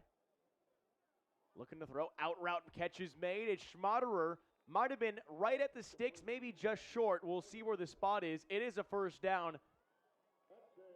That moves the change with 19 seconds. Right at the line. It's a huge catch for Ashton Schmaderer. Bowen spikes the ball with 14 seconds. Yeah, that's the issue. The clock stops while they move the chains, but once that the chains are moved and the ball's set, then that clock starts right back up. You've got to be ready to go. Wayne State lets some seconds tick off the clock there before they're able to spike the football. And if you're Wayne State, you might want maybe 10 more yards before you feel comfortable with trying a field goal from Boston Hensley. Yeah. But it is a windy day. That'd still be a long kick. Probably about 20 yards, I would say. Rolling out, Bone throws incomplete. 8 seconds left. So here, Lou, you have no timeouts. You have a few options. You can either, go for a quick short play, try to get a little closer. Maybe you just go for it all right now with a Hail Mary. Yeah, with depending on what happens, you might have 2 plays. You could try to get a quick out play and pick up about 10 yards, 5-10 yards, to just give yourself a little more room and then take a shot at the end zone. I don't think they're going to need probably a deep out here to get in field goal range. Bone throws quickly over the middle. Schmaderer incomplete. Now 4 seconds. And now last play here of the half. 4th down and 10. Maybe you look at a Hail Mary sort of thing here. Just throw it up and see what happens. You never know what can happen. Bemidji State sitting back there in that zone coverage. Schmaderer had a chance to come up with that one. Just sailed past his hand. 4th down. Time running out on Bowen. Wayne State looking for a Hail Mary miracle toward the end zone. It is incomplete. Hits the turf harmlessly. And with the Wildcats not able to get the miracle Hail Mary, Bemidji State leads in a low-scoring battle, 14-6, after one half of play on News Channel Nebraska. Beavers lead the Wildcats by 8. Stick around because we have our halftime highlights, our halftime stats, and analysis. It's all coming up next on News Channel Nebraska. The halftime show is brought to you by Wayne State College, devoted to student success for more than 100 years. Ask yourself, will your college define your future, strengthen your confidence, prepare you for success? The college you choose today will last a lifetime. That's why students who want to lead tomorrow make Wayne State College their first choice. Go to explorewaynestate.college.com to find out how a quality education at an affordable cost is the right choice. The halftime show is brought to you. NCN Sports is brought to you by Borgman Construction. They get the work done with their own crew, never outsourcing the job. Voted best residential roofer in Northeast Nebraska. And by Region 4 Behavioral Health. Affordable, accessible, quality mental health and substance abuse services.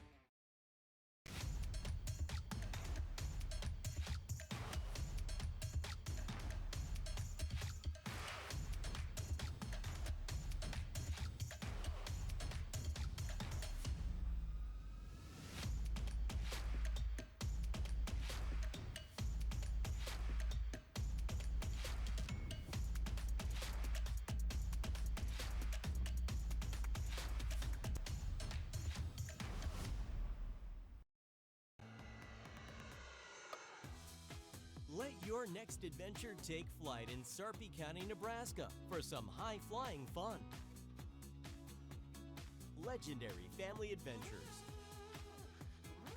Out-of-this-world shopping. Star-studded evenings. And award-winning experiences. Our flights are never canceled. Stay, play, and plan your getaway at GoSarpy.com.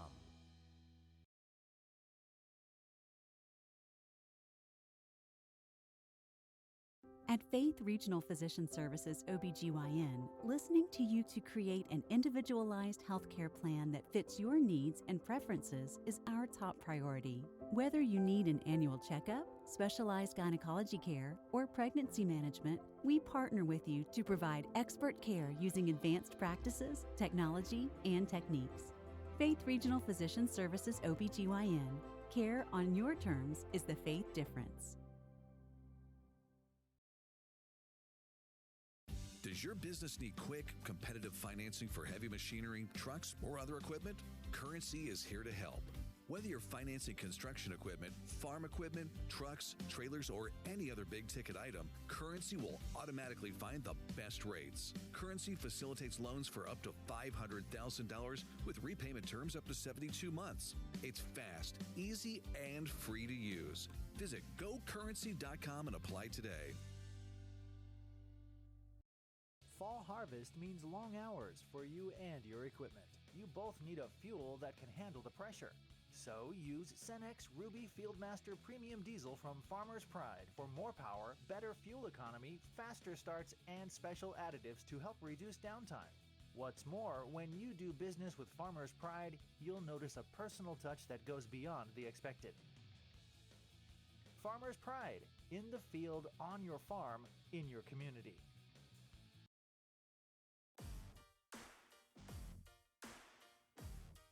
Ask yourself, will your college define your future, strengthen your confidence, prepare you for success? The college you choose today will last a lifetime. That's why students who want to lead tomorrow make Wayne State College their first choice. Go to explorewaynestate.college.com to find out how a quality education at an affordable cost is the right choice. NCN Sports is sponsored by Currency. Visit GoCurrency.com for details. And by Borgman Construction, voted best residential roofer in Northeast Nebraska.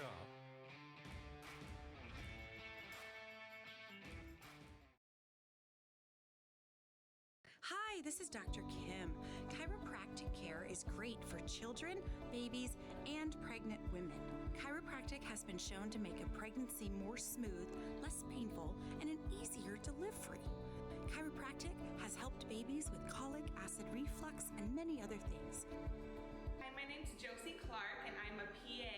I understand the importance of chiropractor in raising healthy kids and having a comfortable pregnancy. Call Dr. Kim today. It's never been easier to get rewarded for using my debit card at Midwest Bank. I'm volleyball player Allie Batenhorst, and with my rewards checking account, I get rewarded for the simple things. Each time I swipe my debit card getting gas or picking up groceries. With Midwest Bank, it's not about how much money I have in my account. I get rewarded for just using my debit card at all my favorite places. Find out more at MidwestBank.com. Your community, your bank, Midwest Bank. The Halftime Show is brought to you by Wayne State College, devoted to student success for more than 100 years. Wayne America at halftime of our college football Saturday afternoon game, where number 15 Bemidji State leads Wayne State 14-6. Kaylin Devin and Lucy, if you're joining you on NCN for a drizzly, cloudy, and cold and wet afternoon. It's been that kind of day today. It has been that kind of day. I guess we missed the eclipse because of the clouds. We did. It hasn't really, I don't think it's affected this football game too very much. I think what Coach Master said there in the pregame, we practice in the wind all the time. That's nothing unusual. I think the thing that was concerning was the rain, but the rain has not really been a factor. It's rained just a little bit here during this ball game, and it is not raining now. I don't think that's going to be a factor here the rest of the afternoon. But it's been a good first half. First of all, Bemidji State did what they had to do. They got off to a quick start. They were 2 for 2 in their first 2 possessions for touchdowns. But you look at the yardage at halftime, Wayne State actually has more yards than Bemidji State. They have 212 to 195. So Wayne State has come back and done well and made a game of this thing. Now, 2 touchdowns for Bemidji State to 2 field goals for Wayne State. But the fact is that they did a nice job. They regrouped. It looked like it might be a long afternoon for the Wildcats, but they're able to get themselves back in this game, and it's very much in doubt here at halftime. Halftime is brought to you by Wayne State College, devoted to student success for more than 100 years. Let's take a look at our halftime highlights. It all started with Brandon Alt finding Sage Booker out of the backfield for a 35-yard touchdown catch and run. Bemidji State Beavers starting off strong offensively. They get the football back after a 3-and-out, looking for Duncan Busby. He reaches up over the defender and makes the catch, and here's a look at it right now. Just the mismatch. Duncan Busby, 8 touchdowns on the season. So hard to stop a guy like that. Tapping his head. That's the football move whenever you go for the fade route and catching a ball over receiver. Now Wayne State trying to get things started offensively as Bowen looks to throw and finds his receiver over the middle. What a throw over to the outside. Trevor Marshall makes a nice catch. Move the chains for Wayne State. Now as Bowen looks to run, he gets brought down. Big play made defensively as the interior defensive tackle, Stephen Hoffman, takes down Nick Bowen, and the Wildcats have to settle for 3. Boston Hensley is able to boot it through and makes it 14-3 at this point. This is when the Wildcat defense started playing a little bit stronger, able to stop Bemidji State. Big 4th down and 3. Got hit as he threw, and Alt just threw the ball away. Also, we checked out the official who went down there in the bottom half of your screen. He ended up being okay. Didn't look very happy there, but did get up and was able to move things and is back on his feet, continuing to call the game. Bowen with another nice throw. Kendrick Watkins Hogue, broken play, back juke, able to make a big catch and run 48 yards and put Wayne State inside the red zone, but not able to score a touchdown. Had to settle for another field goal as Boston Hensley has all 6 points for the Wayne State Wildcats. 14-6 our score. Bemidji State in front of Wayne State at halftime. I do believe, Lou, Steve Kerr, the Wildcats will receive the ball begin the third quarter. Yeah, I believe they do. That it would be definitely a bonus. Again, you got yourself back in the ball game. You'd like to put some touchdowns on the board here in the second half, but again, you look at the stats. This game is so even at this point. Neither team really running the ball well. Bemidji State with 37 rushing yards, Wayne State with only 16, and then Wayne State has 196 passing yards to 158 for Bemidji State. So it's been pretty even. You got to really. Bemidji State was really good on third down there for most of that first half. They missed on a couple of them toward the end, but they were 5 of 9 on third downs. It's going to be important again. Wayne State's got to win those downs, especially when they get Bemidji State in those long yardage situations. But it just feels like, how does this third quarter start?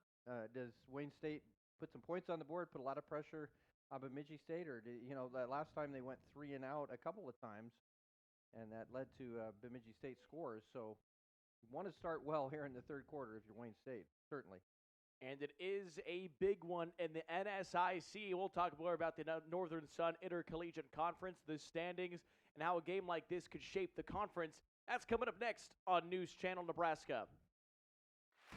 The halftime show is brought to you by Wayne State College, devoted to student success for more than 100 years. NCN Sports is brought to you by Borgman Construction. They get the work done with their own crew, never outsourcing the job. Voted best residential roofer in Northeast Nebraska. And by Region 4 Behavioral Health. Affordable, accessible, quality mental health and substance abuse services. My son, Christopher Parado, was 20 years old when he was prescribed opioids. It took him 5 days to get addicted. I'm not supposed to be the one to go get his suit and tie and pick which sneakers that I'm going to bury him in. My son overdosed at the age of 22 years old.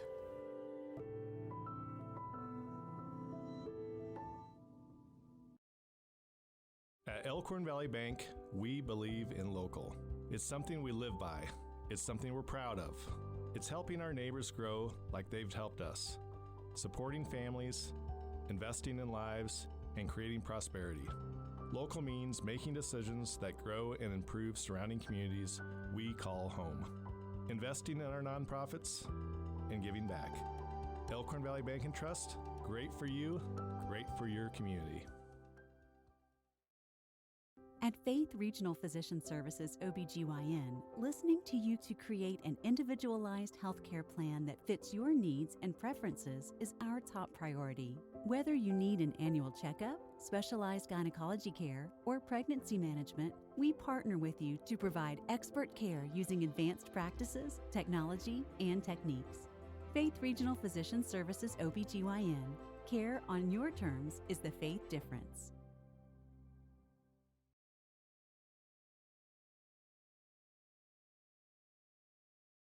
Does your business need quick, competitive financing for heavy machinery, trucks, or other equipment? Currency is here to help. Whether you're financing construction equipment, farm equipment, trucks, trailers, or any other big-ticket item, Currency will automatically find the best rates. Currency facilitates loans for up to $500,000 with repayment terms up to 72 months. It's fast, easy, and free to use. Visit GoCurrency.com and apply today.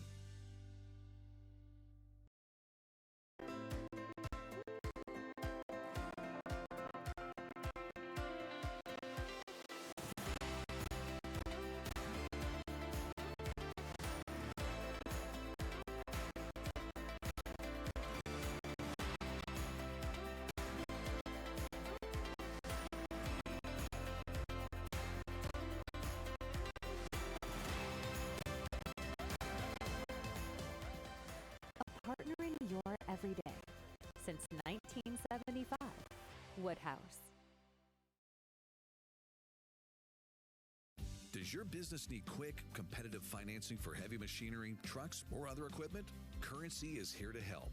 Whether you're financing construction equipment, farm equipment, trucks, trailers, or any other big-ticket item, Currency will automatically find the best rates. Currency facilitates loans for up to $500,000 with repayment terms up to 72 months. It's fast, easy, and free to use. Visit gocurrency.com and apply today.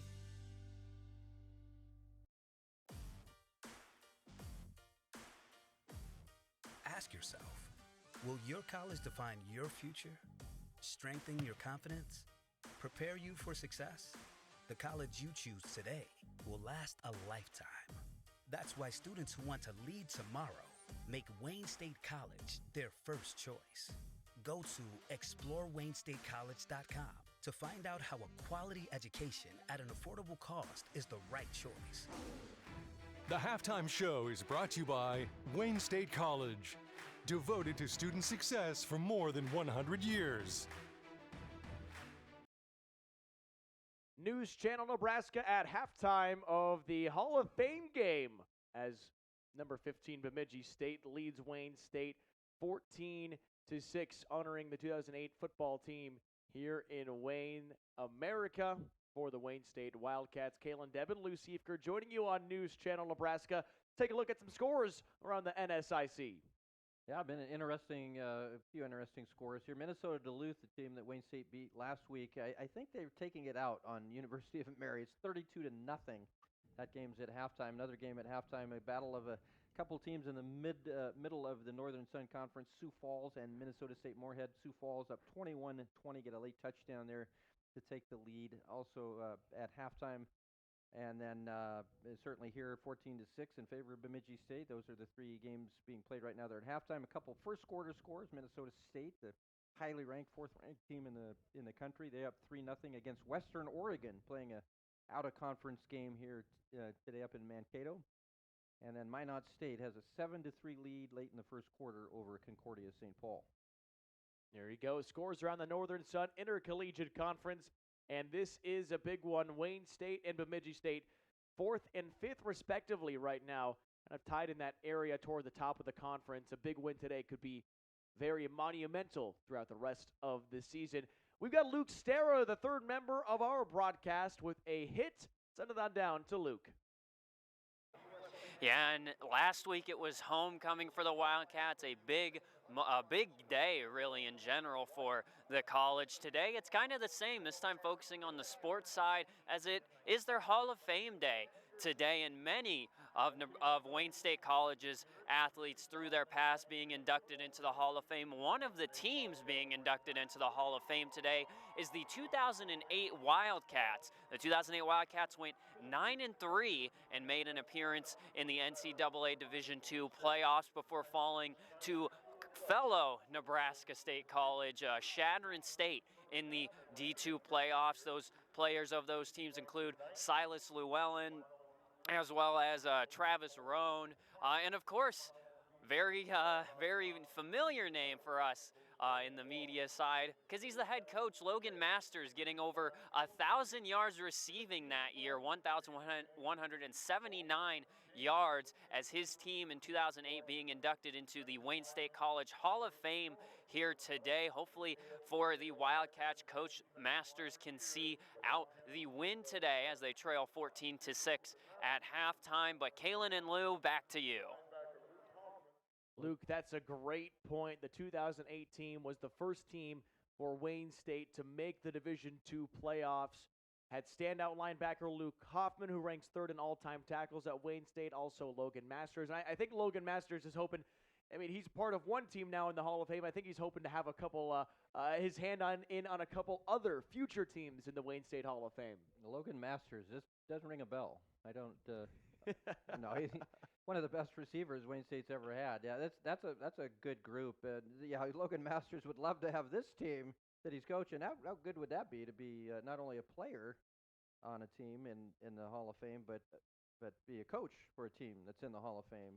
Wayne State, it's out there in front of them here in the second half. Can they come back and take care of business against a very good Bemidji State team? I think this game's going to come down to a late fourth quarter play or two decide who wins it. Well, I think you got a great point there, Lou. Wayne State is trying to turn the corner as a program. put their name in as a very good football team, show the scouts, show the recruiters and the voters that Wayne America is not here to mess around. But of course, it all starts with this game today. And Bemidji State, a very good team, ranked 15th in the country for a reason. They want to hold on to their lead, and the Beavers are trying to escape Wayne with a win. Third quarter is almost here on News Channel Nebraska. That's coming up next.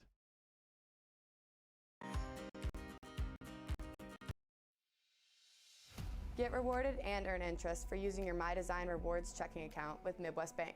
I'm volleyball player Allie Badenhorst, and I get rewarded when I use my debit card grabbing a bite to eat or getting coffee before class. It's easy, simple, and smart. It's not about how much money I have in my account. I get rewarded just for using my debit card at all my favorite places. Find out more at MidwestBank.com.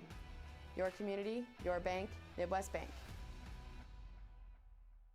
So this yellow jacket, it basically symbolizes that it's showtime.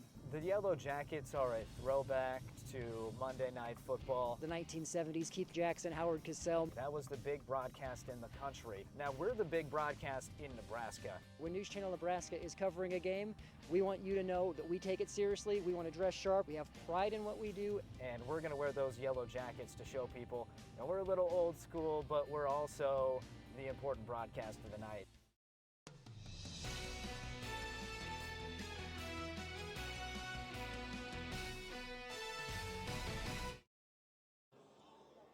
Third quarter about to be underway, and it is Bemidji State who will receive the ball to open up the third quarter. Wayne State had the football first and went 3 and out to open up the ball game. Bemidji State, with their first 2 drives, was able to score a couple of touchdowns, and the Beavers will take possession of the football. This ball hits the end zone and bounces out of bounds. So we see Brandon Alt come back onto the field. Came into the game today with 57% completion percentage. He's a very good quarterback, and over 1,200 yards, now has 14 touchdowns to 3 interceptions. Very good thrower of the football. Yeah, you like those numbers. Not only does he score, but he takes care of the football. Not going to turn it over very often. That tells you he's a smart quarterback. And certainly one of the reasons why, again, last year was the Offensive Player of the Year in the Northern Sun Conference. As he's looking to throw right away. Nice catch made by Peters on the out route to about the 29-yard line. They have that passing game. It's a lot like, they use their passing game like a running game. They do a lot of dink and dunk. They'll get 4 or 5 yards on first down through the air, where a lot of teams like to run the ball. Over 160 yards today. Brandon Alt looking deep again. That catch is incomplete. Great effort. Dale Duncan Busby tried to reel it in, but just slipped through his hands. Good defense by the Wildcats. Yeah, Duncan Busby, he's a good receiver. He's a good-looking player out there. Had a chance at that one, just not able to haul it in. Jacob Bird on defense for Wayne State. 3rd and 6 already. Alt with Mohammed to his right. That's Washington actually out there as the running back. Catch is incomplete. Duncan Busby had it in his hands and couldn't reel it in. He was bobbling it the whole way. Now watch Trent Rasmussen, number 93, coming around the corner. He decked Alt on that play, but Alt able to get the ball away. That one probably should have been caught. That was actually a pretty good play. He knew the contact was coming, did Alt. Good quarterback stand in there and take those hits, and he delivered a strike. That one should have been caught. Punt unit out there again, as Elliott Lowney will try to have another good punt. Almost blocked. Good pressure in there by Dexter Larson. And it hits and takes a Wayne State bounce up at the 43-yard line. And that's where the Wildcats will start, down by 8 points. They did what they had to do defensively. The Wildcats come open with a 3 and out, stop Bemidji State. And now Nick Bowen will have the football with 14-18 to play in the third quarter. Now you have the opportunity with good field position. That was a problem in the first half, was Wayne State struggled started a few of their drives deep in their own territory, inside their own 5-yard line, and that's difficult to overcome. Now you've got good field position. We'll see what the Wildcats can do with it. 3 wide receivers on the near side as Latravius Boyd takes the football and cuts upfield for a nice gain of 3, maybe 4. Like for Wayne State, you'd certainly like to do a better job running the football in the second half. Only 15 yards at halftime. Neither team, and Bemidji State's not a team that's going to run the ball a whole heck of a lot anyway. But Wayne State, again, when they're really good, they're balanced. And they were not balanced in that first half. Really good passing numbers in that first half, but not very good running numbers.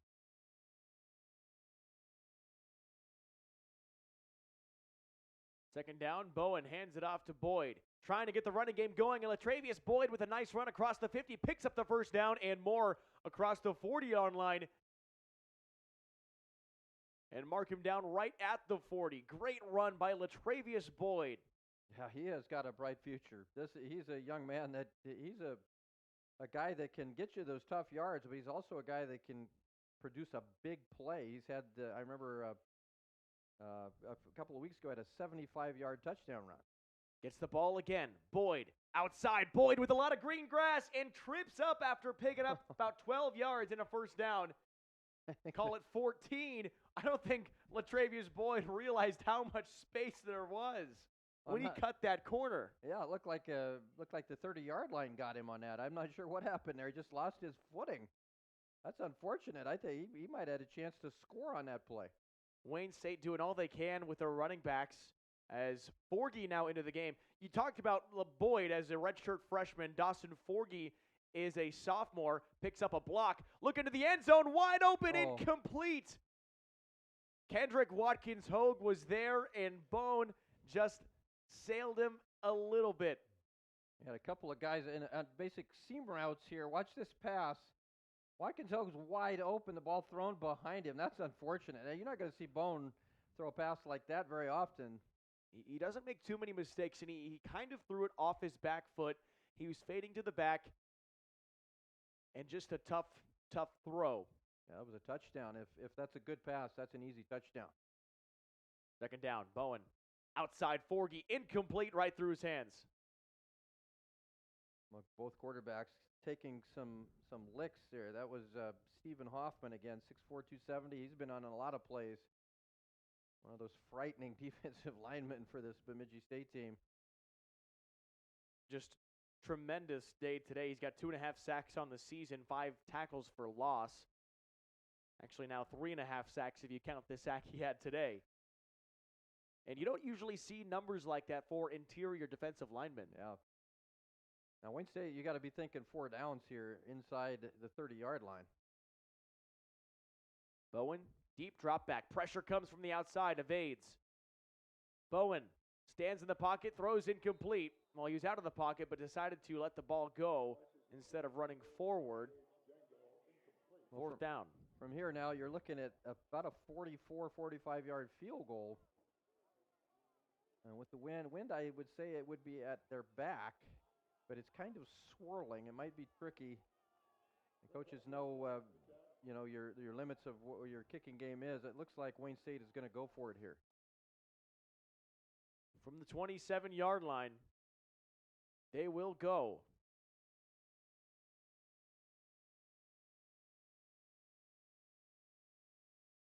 Fourth down, Bone. Receiver falls down, and the flag is thrown.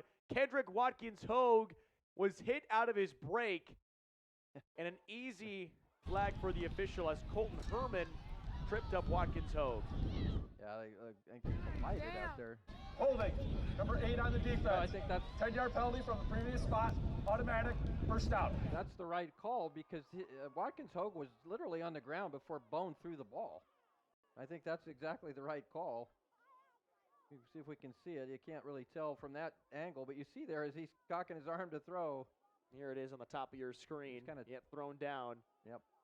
Before that ball got there. And sometimes as a DB it can be tricky because you don't know if the receiver is trying to engage with you for a block or maybe he's cutting out to a route. I think Watkins-Hogue did a nice job selling that he was trying to block. That's a big break, though, for Wayne State. You get the first down. That was fourth down and long. And they get the call. That gives them that first down, and this drive stays alive.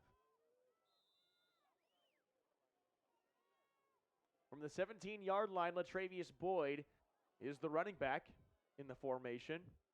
Two wide receivers on the far side are Marshall and Schmaderer. It's a direct snap to Bone, who gets hit and tackled for a loss of about a yard. Nowhere to go on the QB draw.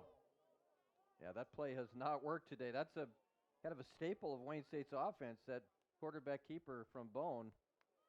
But that's like a run into a brick wall running into that defensive line. Elijah Brown with a tackle for loss. Elijah Brown, that's like Joe Sims. He's 5'11", 280. That is a big fella. 2nd and 11 after the yard loss. Kendrick Watkins-Hogue in motion. He gets the jet sweep. Keeper cuts to the outside, tried to find some blocking and gets tackled for a loss. Max Baduris. This linebacker can do everything. Yeah, I tell you what, you got to give credit on that play to the Bemidji State defense, just fighting off blocks. This play takes a long time to get to the boundary, and guys just fighting off blocks there. Great job by the Beavers. And for Watkins-Hogue, that's tough because you want to follow to the outside to see if your blockers are there. That's a great gain, but you also had the opportunity to try to cut it in. 3rd down and 12. Bowen, pressure coming, throws the football over the middle. Schmaderer with a great catch and a first down. Wayne State stays alive on 3rd and long. That's a courageous catch here. Watch Baderos, the guy we've been talking about. I guess he's trailing the play.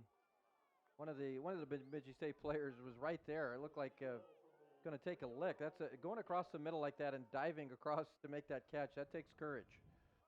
Borgie, the running back, 1st and goal. Flags again, motion from the offense. Ooh. And that is, I want to say, the 4th Prior to the time. snap, false start. Number 64 on the offense. 5-yard penalty, still first down.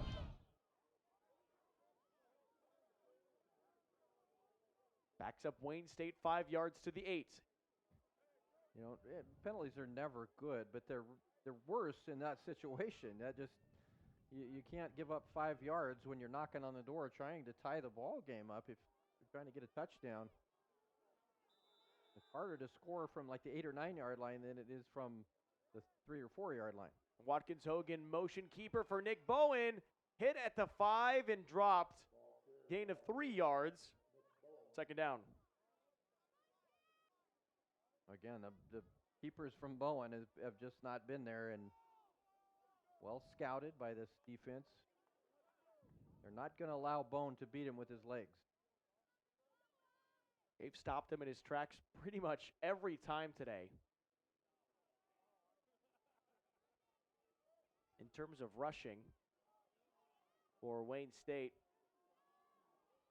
it's only 5 yards for Nick Bowen total. And even less now. This Bemidji State defense stands down on 2nd down and is able to send Wayne State backward once more. 3rd down and goal. Yeah, you feel like I think you kind of feel like you're in a passing situation. I think you give Nick Bowen a chance maybe to roll out and do a bit of a run pass option. Bowen with Forgy in the backfield. Looks to throw. Outside out route. That catch incomplete. Both receivers out there was through the hands of Marshall. Also had Trey Miller, the tight end, out there. Kind of went in between the two. Take a look at it on our replay from the Madison County Bank. Marshall put his right hand on it, but really did not have a good look. Yeah, that was pretty well defended, honestly. Tough pass. That's a difficult throw. That kind of a fade there in that end zone. Now you take the points here. Again, you've still got plenty of time to play. Every time you get down there, you need to come away with points. You'd love to get the touchdown, but you'll take a field goal again, only down 8. Hensley's kick is good. had 2 field goals all season long. He was 2 of 3 coming to this game. He's 3 of 3 today and has 9 points for the Wildcats. Not the way that you want to finish drives for Wayne State, but you're tacking on more points. 14-9 our score, 8:44 to play. Beavers with the football next. The Heart and Vascular team at Faith Regional Cardiovascular Institute has spent the last 22 years focused on providing the highest level of heart care possible. With over 24,000 patients seen in the last 2 years alone, we know cardiac care by heart. Today, we offer the most advanced practices and technology to patients in 11 local communities, ensuring easier access to cardiology services. With specialists focusing on heart failure, vascular diseases, thoracic surgery, abnormal heart rhythms, and general cardiology, you can count on our heart experts to collaborate to provide you with the best care possible. Faith Regional Cardiovascular Institute, keeping a pulse on the hearts of Nebraska for over 2 decades, is the faith difference.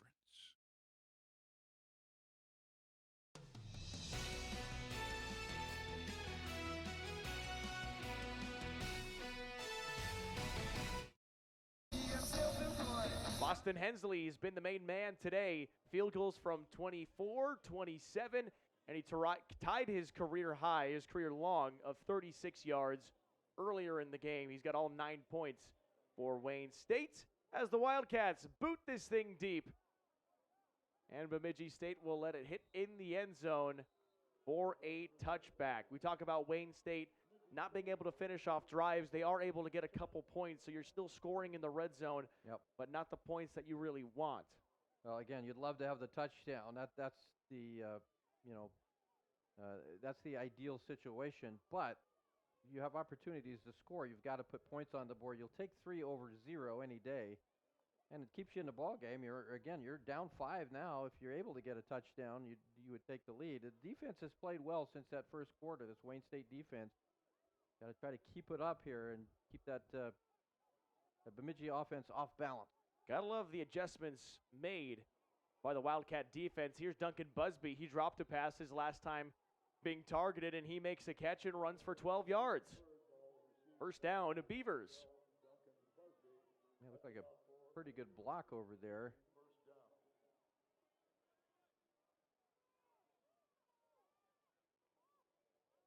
I didn't have the number there. Washington, short gain. It's about 4 yards.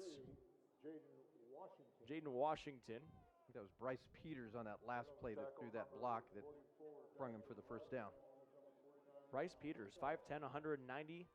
Done a nice job today in the receiving game. Good blocker as well. Alt hands the ball off. Washington finds a quick gap before being brought down by Alex Shaw. 2 yards shy of the first down. Bemidji State doing some things on the ground now.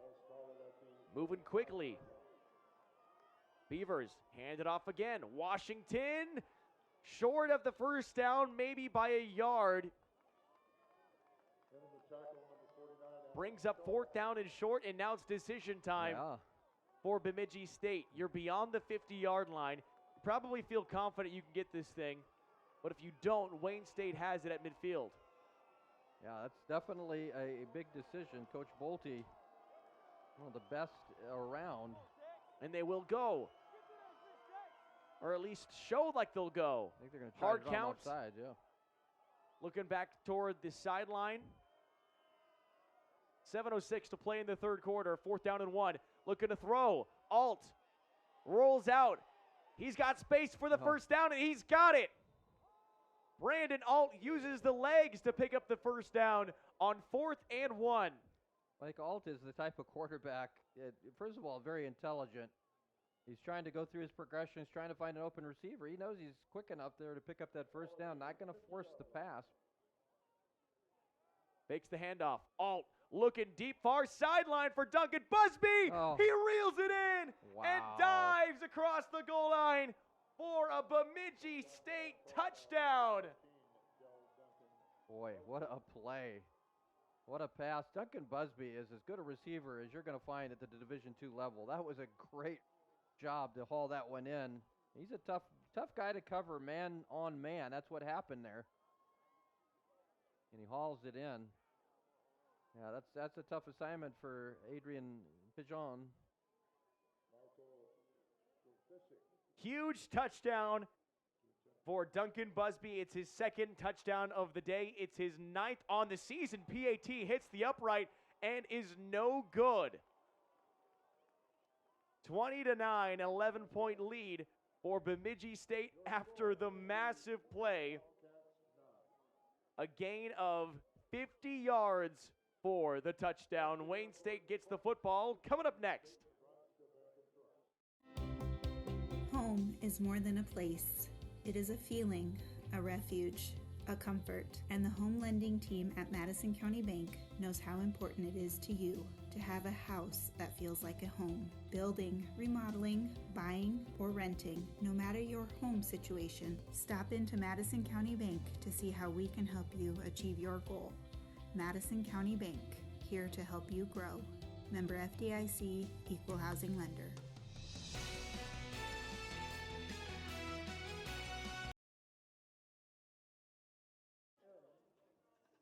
Del Duncan Busby has 27 catches this season for over 400 yards and 9 touchdowns. Basically telling you that 30% of the time, if Del Duncan Busby catches the football, it's going to be a touchdown. Yeah, he's a special player. Like I said, as good as you're going to find at the Division II level. He's got great speed, he's got size, and he catches the ball really well. He's got the whole package. As the kickoff is reeled in, down to the ground goes Gage Dingle. Good field position for Wayne State. You go back to that decision there on 4th down. You first of all, if you're a coach like Brent Bolte, he's been there 7 years. This program has taken off under him. I mean, he's already the second winningest coach in Bemidji State history, and won their first home playoff game ever last season. So he's a fantastic coach. You're really getting the job done, but you trust your quarterback in that situation to make a play. He does that, picks up the first down, and then next play, the long pass for the 6 points. Bowen looks to throw on the first play. Marshall incomplete. Thought he had Trevor Marshall open. No, I think your thought changes a little bit if you're Wayne State. Now there's still 6:33 to go in the third quarter. But I don't know that you're going to kick a whole lot more field goals now that you're down 11. 2nd and 10 for the Cats. I think you're going to be aggressive. You saw it there, trying to go downfield, trying to get the big play, but come up empty on that one. 2 wide receivers to the near side are Trevor Marshall and Kendrick Watkins-Hogue. Running back is Latravius Boyd. We're trying to reverse field. Good run by Boyd before being brought down. Really was only about to get a yard. Had a little bit of space that closed up quickly. The Beavers defense just swarming to the ball carrier. Yeah, they defend I think everything pretty well, and certainly get after the quarterback, but been tough to run here this afternoon. Wayne State about 20. Okay, let's try again. 23 carries for 47 yards. Not quite what you want, certainly, if you're Wayne State. Bowen snaps. Rolls out. Deep. Just has to throw this thing away. No one is there. And there's a fight in the middle of the field. Flags are flying everywhere. Okay, now, guys, got to keep a cool head here. Princeton Harris is being held back. And Logan Masters was running off the Wayne State sideline with his hands up, yelling at the official. Yeah, the flag came down. You might have a personal foul. It could be against both teams. It could be against Bemidji State. We'll see. Officials getting together to talk about it. We'll see maybe if we can get a replay at that. But the last thing you want is guys running out there and then getting kicked out of the game. So again, we had Bowen who had to roll out and throw the football away. Maybe look at the middle of the field here. 2 players are down. They were already down. and Harris kind of delivers that last shot. It was him and Kendrick Watkins Hogue. It looked like. We'll see. The officials are going to talk about it. A lot of times it's the second guy that gets flagged. You might have unsportsmanlike on both teams. We'll see what the officials come up with here.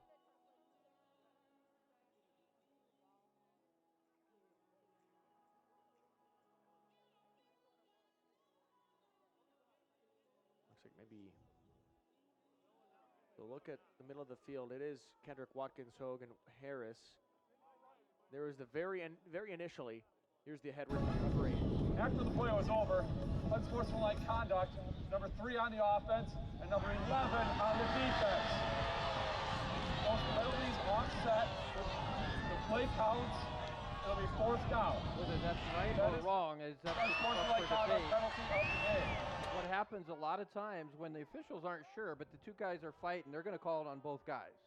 If you don't know, you end up throwing it on both guys. Certainly, Watkins Hogue does not feel like that's the right call, and maybe it wasn't.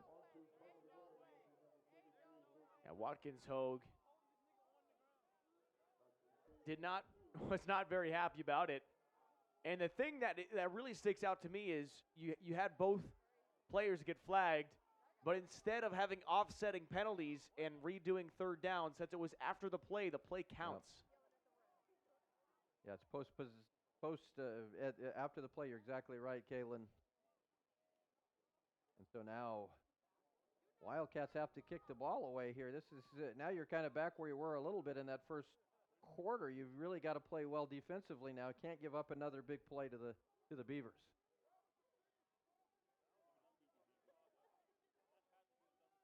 Pressure comes in. High punt.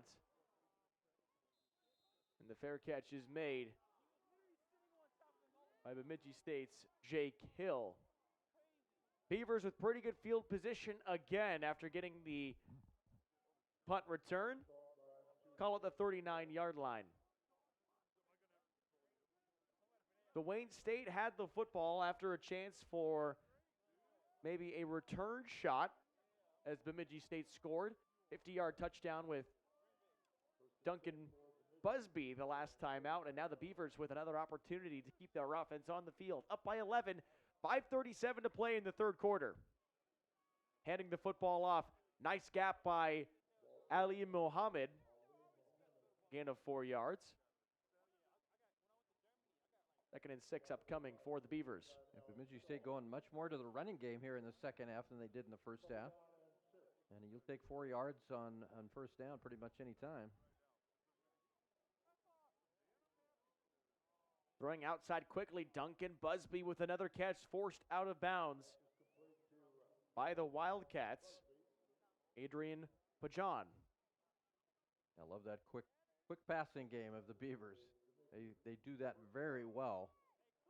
Again, it's kind of like a long handoff, the way they throw the ball, the short passes, and they move the ball incrementally, and then you see they're able to go downfield every now and then, like they did a moment ago. Here we go again. Pump fakes, alt throws. He's hit while he throws, looking deep down the field, incomplete. Joe Morrison was going after the football, seeing if he could have a chance to pick it off. Alt got hit right away and then kind of got hit again as the ball was released. Yeah, Mike Wanmaker, the receiver, I think the hit changed where that football was going. Watch Wanmaker, he's going one way, the ball's going the other. 2nd down and 10 from midfield.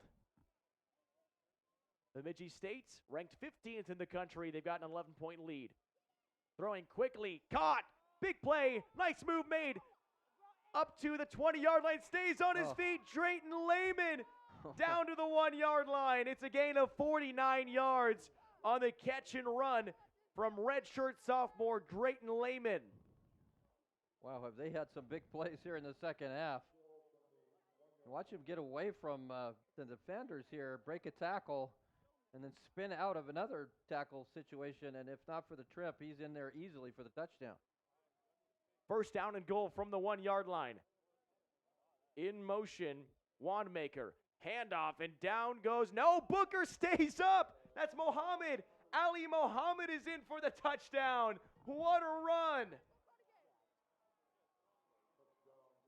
Well, Beavers are doing exactly what they have to do here, making big plays and then scoring. That's a heck of a run. My goodness. Wow. Looked like he was down. Mohammed with great strength, breaking tackles and getting the end zone. But the Beavers taking care of business here in this third quarter.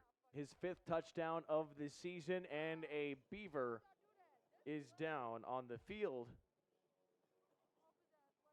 Never good to see.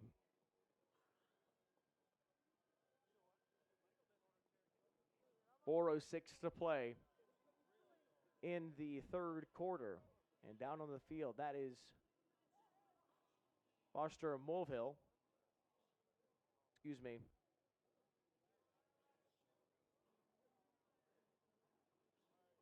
Back up on his feet now. Good to see. Yeah, yep. That's the problem with this great game is guys sometimes get hurt. We certainly hope that young man can get back this season. But it is a violent collision sport, and sometimes injuries happen. That's just part of the game. Brady Bartz, I believe, is who the injured player was. PAT for Bemidji State is up, and this time it goes through. 27-9, the Beavers tack on another touchdown.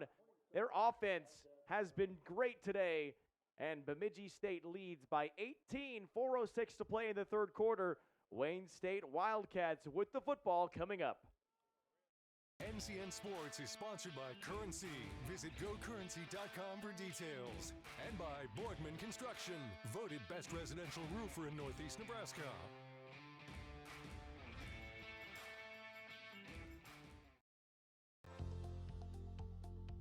You may think your home was built on solid ground, but chances are it's not. Drought, excess moisture, and soil compaction can all cause your home's foundation to sink, leading to problems throughout your house. The good news is your home's foundation problems can be fixed permanently, so you and your family can rest easy, because foundation problems won't get better with time, but they will get better with us. Call Thrasher Foundation Repair today for your free estimate.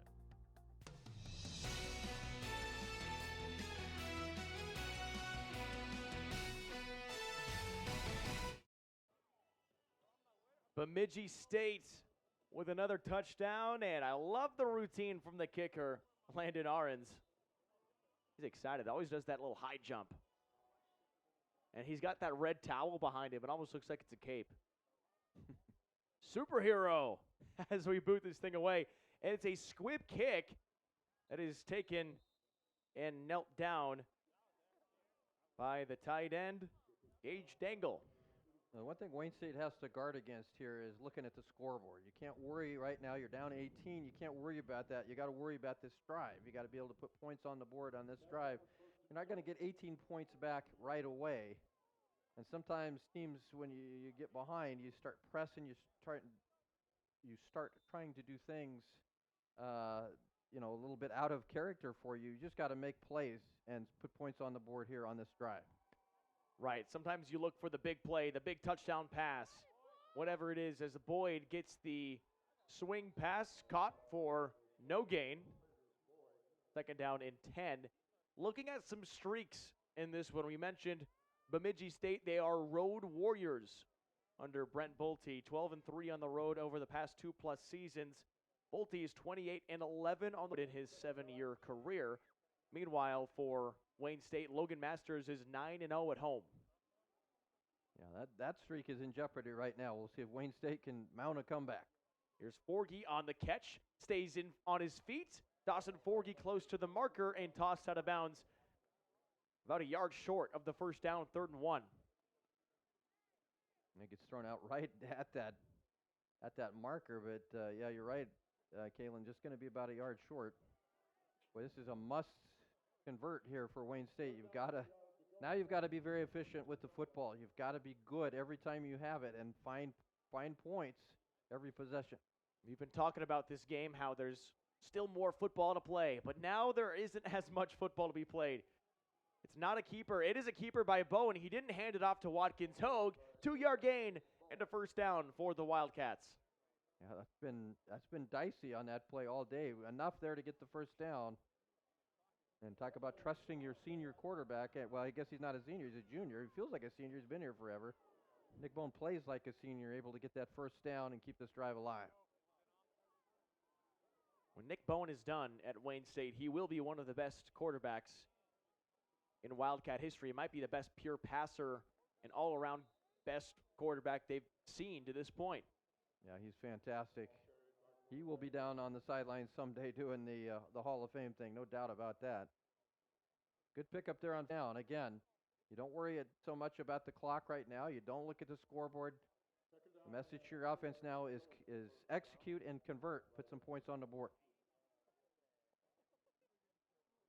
2nd down and 4.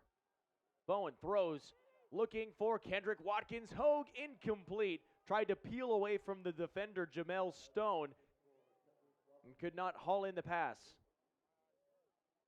Yeah, I've been really going at it over there with Watkins Hogue. It doesn't matter who the cornerback or linebacker is. They've been trying to target Watkins Hogue, and pretty good coverage on that play.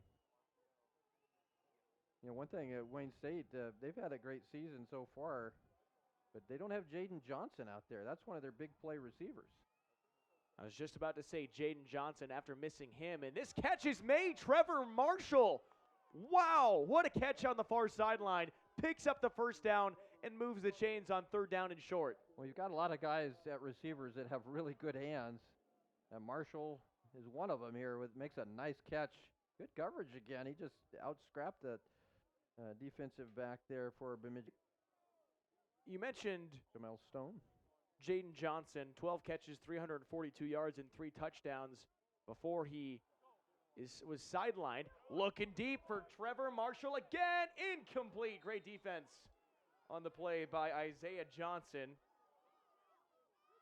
So you've got Kendrick Watkins Hogue, who has been your number 1 receiver to this point. He plays in the slot, but he gets most of the targets. Trevor Marshall's done a very nice job today. And then Ashton Schmaderer, kind of your main 3 guys. Yeah, and those guys are all really good receivers. The one thing those 3 don't have as much as Jaden Johnson is the ability to stretch the field. Johnson's a big play receiver, the guy that you can take those shots, those long shots downfield. Now, other guys can make plays too, but Jaden Johnson, one of the faster guys out there, and that deep threat, that hurts not having that deep threat out there. 2nd down and 10. Bowen escapes, feels the pressure, throws incomplete, out of bounds. In between Schmaderer and Watkins Hogue. It's 3rd down with 1:22 to play in the 3rd quarter. Again, I think this is a smart play. Don't just get rid of it. Don't force anything. Live to play another down. You're probably looking at 4 downs here again. Certainly you're not in field goal range, and I don't think you're thinking field goal now, down 18. So you've got a couple of plays here. You want to get something here on 3rd down, and if you don't pick up the first down, give yourself a fighting chance on maybe a 4th and short. From the 36-yard line, Wildcats snaps. Bowen throws outside, caught by Dangle, gain of 5 yards. Makes it 4th down and manageable. He's able to get a couple back.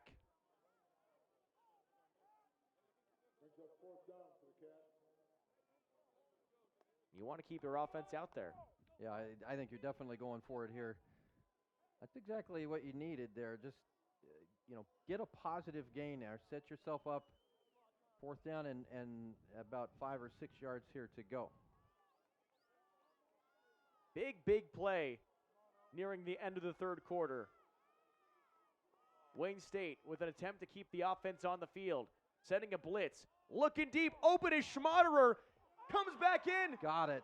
Reeled it in. Wow. What a catch. Spencer Weir was pointing to the ground. We'll take a look on the replay. Ashton Schmaderer. Watch. If this ball didn't hit the ground, that's incredible. Watch him come back for the football. What a great job to adjust. That's a catch. What a grab. Wow. Unreal catch. Yeah, you may not have a ton of speed out there, but you got guys that can catch that football. What a catch by Schmaderer. Bowen in the shotgun. First down from the 3-yard line. Hands it off. Forgy, Dawson Forgy pushing forward. He's short by about a yard. Now we're going to head to the fourth quarter here. Fourth quarter and an 18-point deficit for Wayne State. But the Wildcats are knocking on the door inside the 2-yard line. And that's what we will have for you coming up next on News Channel Nebraska. Does your business need quick, competitive financing for heavy machinery, trucks, or other equipment? Currency is here to help. Whether you're financing construction equipment, farm equipment, trucks, trailers, or any other big-ticket item, Currency will automatically find the best rates. Currency facilitates loans for up to $500,000 with repayment terms up to 72 months. It's fast, easy, and free to use. Visit gocurrency.com and apply today.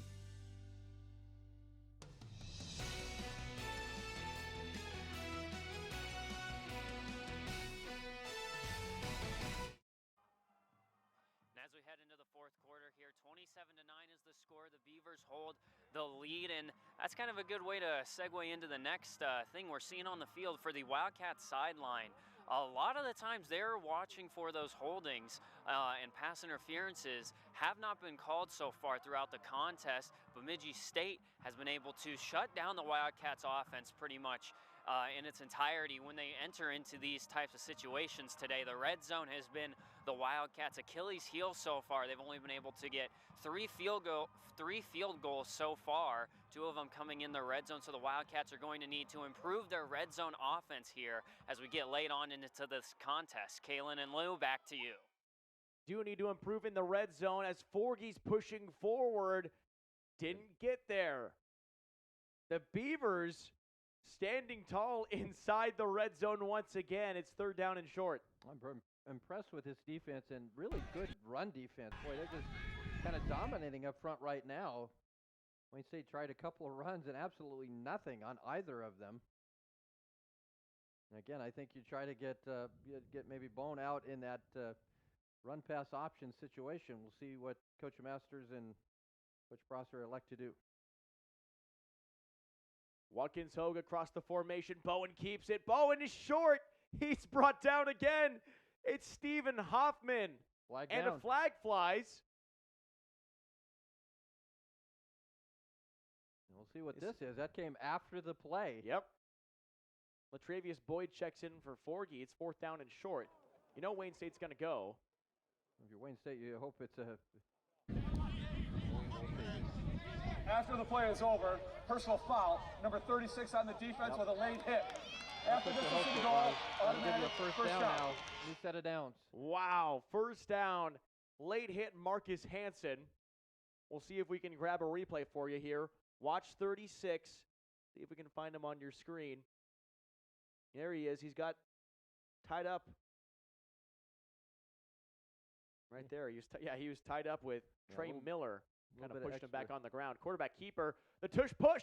Did it work out for the Wildcats? Awaiting the signal. Flag is down on the far side, on the near sideline too. I think you're going to have a false start on Wayne State. Or an offside. It could be either one.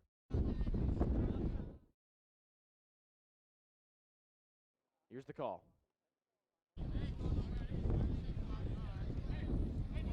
Offside. Defense. Offside. Number 36 lined up in the neutral zone. After this is the goal. Replay 1st down. Usually when it's that linesman that throws that flag, that's one of the two. I didn't see any movement, but oftentimes you get a movement call there, and now that football might be 4 inches away from the goal line. Yeah, that was like a 2-inch penalty. Going forward again, hurrying up. Bowen under center. Man in motion, pushing him across. Nick Bowen, where's the call? You got to unstack the pile here. It looks like touchdown. Yep. Wayne State's on the board. The first touchdown of the game comes with 13:45 in the 4th quarter as Nick Bowen gets pushed into the end zone. Got to give credit to tight end Trey Miller. Helped shove him in there. Him and Gage Dangle. It looked like he got in there, and if officials agreed there at the end. Yeah, the last extra effort there First touchdown of the ball game for Wayne State comes at a very important time, trying to come back in this ball game. Boston Hensley times his kick. Boots the PAT up and through. 27-16. Wildcats within 11 points with 13:45 to play in the fourth quarter. Bemidji State tries to hold on to the lead when they get the football coming up on NCN. At Faith Regional Physician Services OBGYN, listening to you to create an individualized healthcare plan that fits your needs and preferences is our top priority. Whether you need an annual checkup, specialized gynecology care, or pregnancy management, we partner with you to provide expert care using advanced practices, technology, and techniques. Faith Regional Physician Services OBGYN. Care on your terms is the Faith difference.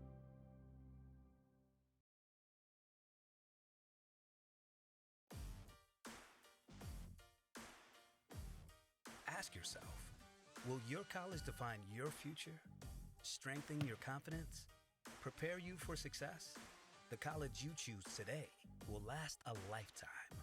That's why students who want to lead tomorrow make Wayne State College their first choice. Go to exploreWayneStateCollege.com to find out how a quality education at an affordable cost is the right choice.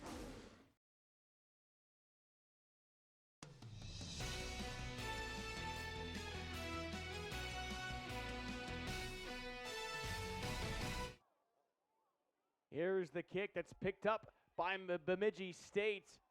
Ali Mohammed with a short return across the 35-yard line. And mark it at the 33. That flag, as you see there, great job by our camera crew. You see where the wind is still kind of gusting. It's still blowing pretty hard. That's why you see a lot of those low kickoffs. You get that ball up in the air, it might come back to you. But unfortunately, that gives Bemidji State pretty good field position.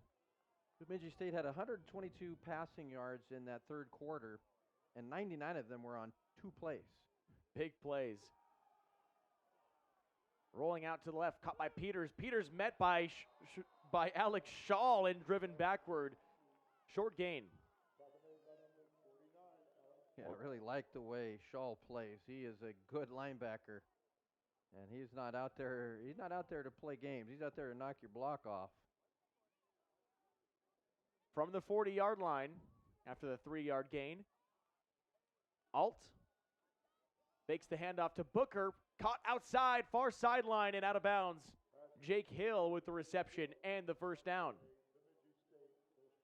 Wildcats obviously defensively need to come up with a play or two here, get this football back. Offense did what they had to do. They took the ball down the field, they get the touchdown, they break into that lead. Now you just can't allow the Bemidji State Beavers to matriculate the ball down the field and put points on the board. Fakes the handoff, Alt looks, throws, incomplete, looking for Peters. One of the most difficult things about stopping Brandon Alt is his quick decision making. And there's a couple reasons to that. Wayne State not able to get the pressure they want if he doesn't hold the ball for very long. Yeah. And also the defensive backs. The first thing you have is the football is snapped. Second thing you know, the ball is caught. Quick throw again to the outside. Peters with some space. Peters up the field, fumbles the football. It's on the ground and Wayne State has it. Trying on the return, Jacob Bird with a convoy. Bird across the 40. Jacob Bird still up. He fumbles the football. Wayne State still on it. And the Wildcats, in a wild play, have the football over the 40-yard line, and Brandon Alt talking to the official. He wants to see if the knee was down. Take a look at this crazy play. Well, a lot going on here. Watch the ball get knocked out, and it's Schaller again. That is a fumble. That's a fumble. That is a fantastic job by Alex Shaw. Oh, what he wanted is Jacob Bird on the return if his knee was down. Oh, my goodness. Fumble there, and who recovered that one? It's hard to tell. Obviously Wayne State did, but the ball is snapped. Can't do anything about it now. Throws incomplete. Well, win games like this, especially when you're behind, it certainly helps to get turnovers. And Alex Shaw, he's played a great game up to this point. That's the biggest play. Just a great job to come up behind him and knock that football out. And it gives the ball right back to Wayne State. And now, and certainly after that return, whether it should have happened or not, it's hard to tell. Very close to his knee being down. It stands, and now great field position for the Wildcats. 12:24 to play. That's the turnover that Wayne State needed. Takes the handoff. Bone quickly thrown. Intercepted! Oh. Bemidji State comes right back as the ball was batted down into the hands of the defender. The interception by Ricky Thomas II. Man, right back at you, huh? Get the turnover, get the biggest break of the game, and then the tipped pass. He was one of the Bemidji players. Oh, that was Max Badura again. Yeah. Badura said linebacker has played a great game today. And that's the biggest play of the day for Bemidji State. Gives the football right back. Great job, great pressure, and really reading the quarterback's eyes. Badura goes up there and tips that one. Leads to a huge interception for the Beavers. As Ricky Thompson II finds the football in his hands. And now Wayne State has to recoup on defense. Bryce Peters with a catch and run. Peters down across the 30-yard line on a nice, quick play. He's so quick to accelerate. Kind of limping Bryce Peters back in formation. That's just great acceleration after the catch. Down the sidelines, good block. Looking, end zone. It is incomplete. Good play at the last second for Wayne State to knock it away. Braden Cheney. That was Joey Barron on the last play, the wide receiver for Bemidji State that got that play going with a great block.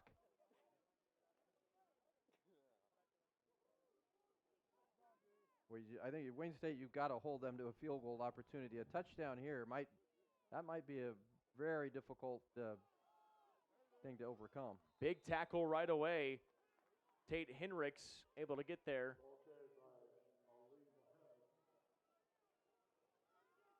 And Ali Mohammed had nowhere to go. Third down. This is where we've been all day. A lot of 3rd and 10s today. Wayne State's got to win this one. Moving quickly. Pressure coming. Throws on the run. Incomplete. Pass intended for Jake Hill. Too far in front. And now it's decision time for Bemidji State. You want to keep the offense out there. I think they will. Again, it's about a 43, 44-yard field goal from where Bemidji State is at. And with that win, that makes it challenging. We'll see what Coach Bolte and his guys come up with. Look like a timeout, Bemidji State. Beavers will take the timeout with a 27-16 lead. 4th down and 10 from the 26-yard line. We'll see what the choice for the Beavers is coming up on NCN. NCN Sports is brought to you by Borgman Construction. They get the work done with their own crew, never outsourcing the job. Voted best residential roofer in Northeast Nebraska. And by Region 4 Behavioral Health. Affordable, accessible, quality mental health and substance abuse services.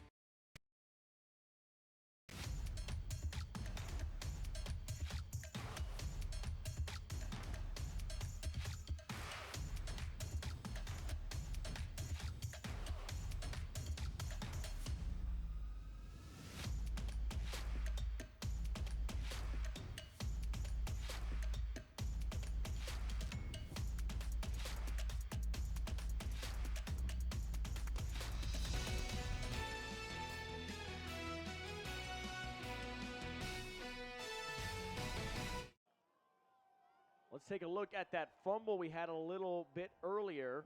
If Bird's knee was down when he had possession of the football. Ooh, well, he handed it off. That's a tough one to overturn. Either way, 4th down right now for Bemidji State, the offense on the field. The fumble didn't come back to a score either way. The Beavers were able to get the interception. Big play right here for Wayne State defensively. 5 wide, pressure comes, throws, incomplete. Great defense over the middle. Jacob Bird gives the ball back to Wayne State with a long way to go. Still down by 11, but 11:21 to play. You've got a chance. That was a big stand. Even if Bemidji State had kicked a field goal, you're within 2 scores, and so it wouldn't have changed anything. You just didn't want to give up the touchdown. You get the ball back here, and Wayne State's got to be efficient offensively. A lot of time left though. 11:21. You got all your timeouts left. I think you're in the same spot you were a moment ago, where you're not looking at the scoreboard. You execute your drive and put points on the board. That's what you have to do. Bowen rolls, runs, and brought down for a tackle for loss. Bemidji State defensively, Michael Cavallero. Cavallero there, he's another big fella. The nose tackle, 6'4", 295. When he gets his hands on you, you're not getting away. Well, the front three, 6'5", 6'4", 6'4" for Bemidji State. Tossed out to Dawson Forgy, just shoved out of bounds by Cole Sorby. Another big third down coming up. Seems like we've had a slew of them. Wayne State's got to keep possession of this football and got to put points on the board. You could do it on this drive. You'll give yourself a chance to win this thing, or at very least, maybe send it into overtime. But I don't know that you can afford to punt too many times to this Bemidji State bunch. It might be time to just say, hey, the punter is, we have to pretend like there's no more punter. Bowen throws, Trevor Marshall makes the catch, first down. Big third down conversion for Wayne State, keeps the chains moving. Both these quarterbacks have taken a shot, and see if we can see it from this angle. Yeah, Bowen took a shot after he got hit, but that's a great job by Marshall. Another good route. And you see these quarterbacks, Bowen knew he was going to get hit. He waited for Marshall to make his break and threw the ball right as he was getting hit and threw a strike. Big first down for the Wildcats. Hands it off, Latravius Boyd. Tries to follow his blockers, tried to reverse field. Goes nowhere. Nice job defensively by Bemidji State. It has been tough running the ball against the Beavers. This is a good run defense. In terms of third downs that you mentioned a little bit, Lou, Bemidji State is 5 of 12 on third down. Wayne State is 8 of 19. Yeah, it seems like we've been in third down all day long today, every drive. 31 third downs today. Both teams combined. Overthrow, Trevor Marshall, and our 32nd third down of the game. I'm not sure if Bowen didn't see Marshall. Marshall was open about the 42-yard line. You get it to him, that's likely a first down. Now here we go again, another third down.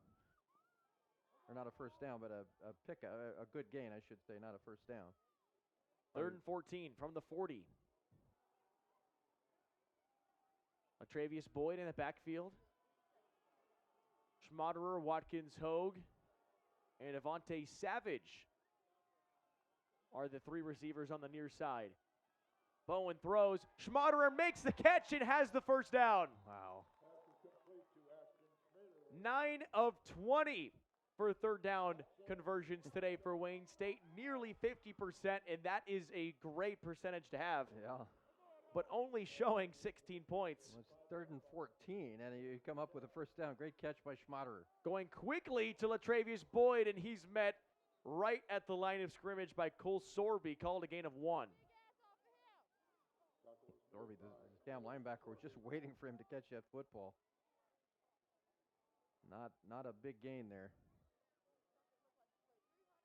Official stalking something over here.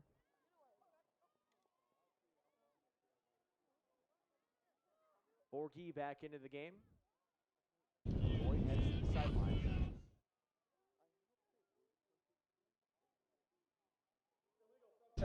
Number 26 on the defense. 5-yard penalty from the previous spot. Still first down. Okay, so an illegal substitution is the call. Puts the Wildcats at the 40-yard line. And keeps it at first down. 8:36 to play. Down by 11. Bowen throws corner route. Oh, it's no. intercepted on the return. Caleb Young trying to house it. It's a pick 6 for Bemidji State. Wow. The Beavers might have the capper they needed. That is a big play. Caleb Young, the junior, with his first interception, ball tipped at the line, over the head of Forgy, and Caleb Young all the way back. Forgy was not the intended receiver. Ball tipped to the line of scrimmage that ended up being in Forgy's area, but you're right, it went over his head, and then that interception. That might be the dagger here for the Beavers. A 63-yard interception return for a touchdown. What a huge swing in this ball game. PAT, well, the ball is down, and the kick is no good. The snap was low. Holder really couldn't get it back up. 33-16 after the pick six. Bemidji State, a huge swing, and Wayne State tries to recoup. Coming up next.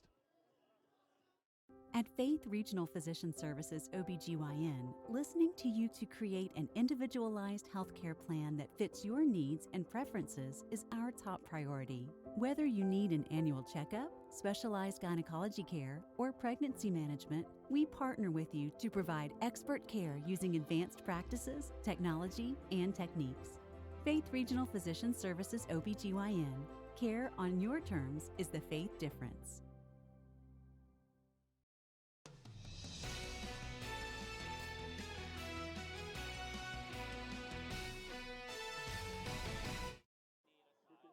Caleb Young takes a tipped pass the other way, 63 yards for a pick six touchdown, and Bemidji State leads 33-16, a 17-point lead. Wayne State down by 3 scores with only 8:21 remaining. The Wildcats need a sort of miracle here in the middle of the fourth quarter. Yeah, you're going to need some big plays. That's a great point. 3 possessions they're going to need if they have any chance to come back and win this game. And so you got to score, and now you got to score fairly quickly. We'll send it down to our third member of the broadcast, Luke Stera. Game about breaks, and for the Wildcats, you can tell on their sideline, they've experienced both emotions. After that big fumble on the sideline, just poked out, recovered, took it all the way down into Beavers territory, fumbled before they recovered their own fumble, and then another pick, and then just recently a pick six going the Beavers' way. It's going to be a tough hill to climb with just under 9-10 minutes left to go here in the fourth quarter for the Wildcats. They're going to have to get some big plays here today. That's the big play you need. Schmaderer to the end zone. Touchdown, 75 yards.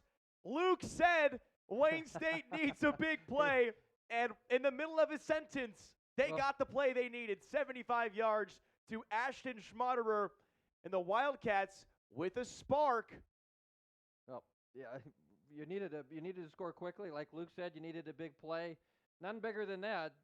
Just right in the middle of the field, Schmaderer, that defense lost contain on him. He got away from him and takes it to the house. Yeah, none bigger than that. You needed to score. You needed to score fairly quickly. They get it in one play. Can't do it any better than that. Hensley for the field goal. It is up and good. 10-point ball game in a flash. 33-23 with 8:10 remaining as Bemidji State tries to hold on to their 10-point lead in the middle of the fourth quarter. That's coming up next on NCN. Does your business need quick, competitive financing for heavy machinery, trucks, or other equipment? Currency is here to help. Whether you're financing construction equipment, farm equipment, trucks, trailers, or any other big-ticket item, Currency will automatically find the best rates. Currency facilitates loans for up to $500,000 with repayment terms up to 72 months. It's fast, easy, and free to use. Visit gocurrency.com and apply today.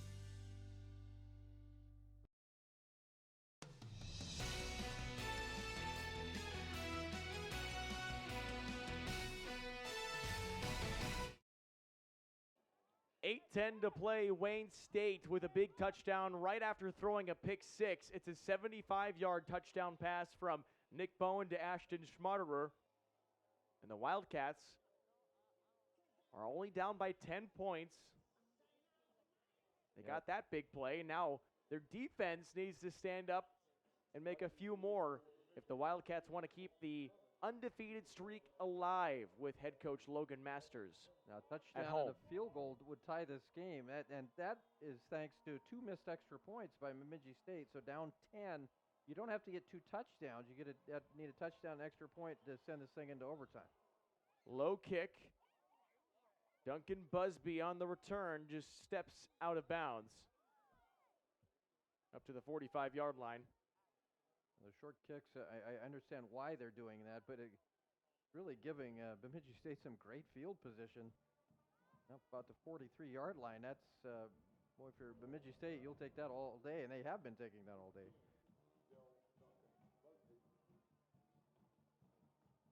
Both picks for the Bemidji State defense have come off tips. Nick Bowen comes back with a touchdown pass, and now Brandon Alt comes back on the field for the Beavers. He's had a great game today. If they get conservative here, if they continue to kind of attack offensively. We'll run the football right away. Jarrett Gronsky, his first carry of the ball game. Certainly clock is on your side, but Wayne State showed the ability to score quickly. I don't think you want to get too conservative too quickly. This offense has looked good here today. I don't know that you go away from your offensive script just yet. Wayne State last week had a big win over number 17 Southwest Minnesota State, looking to get another ranked win here today, but have a lot of work to do. A big hill to climb as Bemidji State has had a tremendous season up to this point. Pressuring Alt, looking deep, down the field, incomplete. Hit the left hand of Mike Wandmaker, and he wanted to try to bring it in, couldn't do it. Coverage by Braden Cheney. They're trying to go for a big play. Now here we go again, another 3rd down and long. Big play for Wayne State. If you get a stop here, I would suspect Bemidji State punts the football. You'll have the ball right back with still quite a bit of time left. Clock is stopped at 7:25. 3rd down. Handing it off. Getting through the gap. It's a big run from Jarrett Gronsky.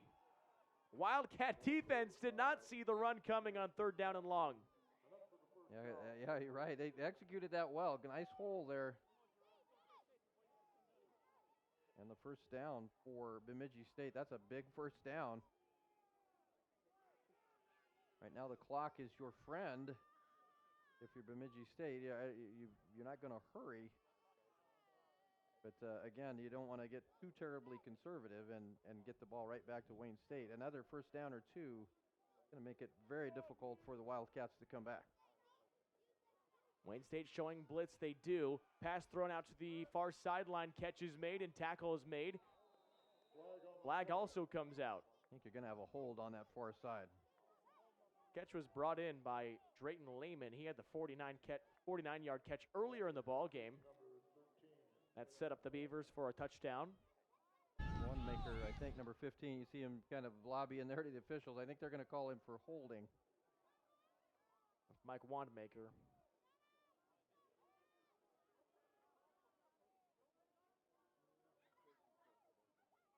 Big penalties today, too.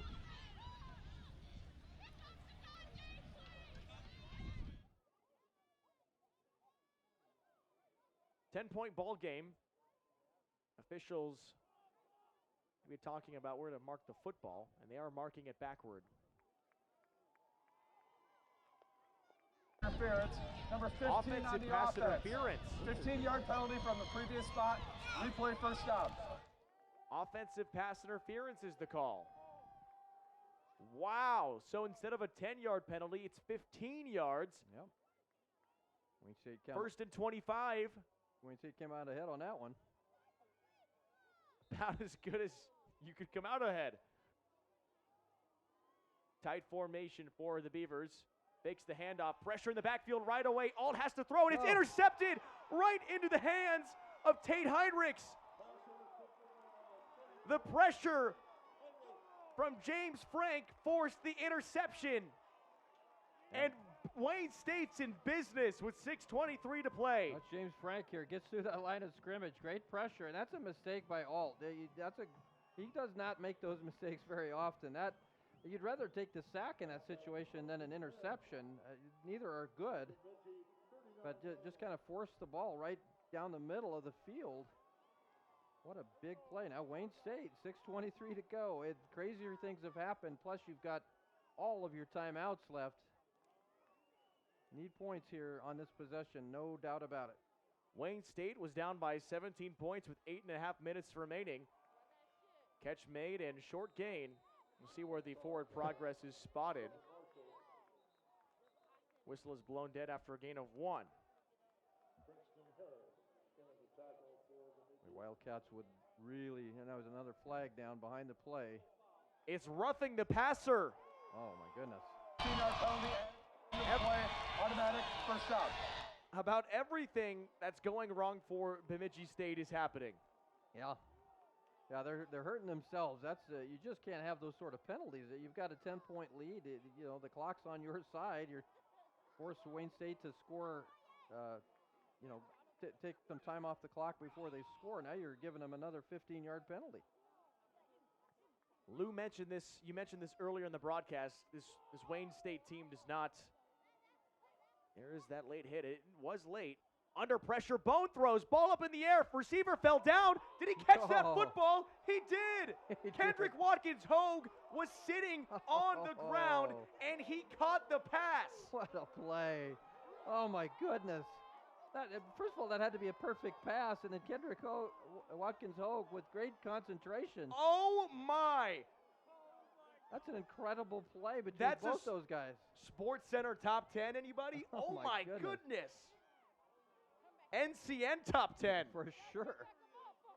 Might be number 1. I don't know any other play this week that's going to beat that. Top 10 of the season.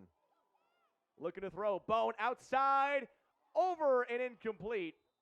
Watkins Hogue tried to jump over the defender, Baduras. It's incomplete. 5:20 remaining. Wildcats with a great opportunity to score a touchdown and make it a 3-point game. Yeah, get it in the even a field goal here you'll take because you need 2 scores. You want the touchdown for sure, but if you get into a 4th down situation, I think you got to take the point. Handoff. Forgy has a lane. Forgy pushing down inside the 1. 3rd down upcoming for Wayne State. So difficult to run the football. This Bemidji State defense, so tough. Wayne State only averaging about 1.6 yards a carry this afternoon running the football. Just has not been there, and that front is the reason why for the Beavers. Watkins Hogue comes back into the football game.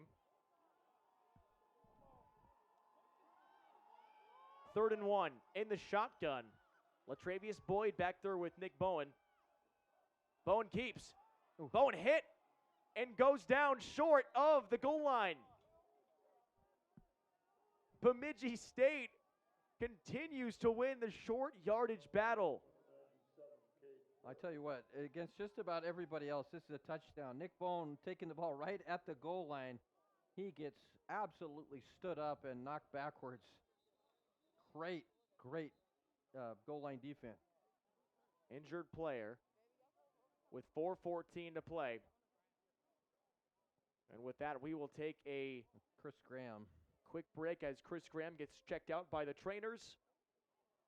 A 10-point ball game, 4:14 to play, 4th and 1 upcoming for Wayne State. Fall harvest means long hours for you and your equipment. You both need a fuel that can handle the pressure. So use Cenex Ruby Fieldmaster Premium Diesel from Farmer's Pride for more power, better fuel economy, faster starts, and special additives to help reduce downtime. What's more, when you do business with Farmer's Pride, you'll notice a personal touch that goes beyond the expected. Farmer's Pride, in the field, on your farm, in your community.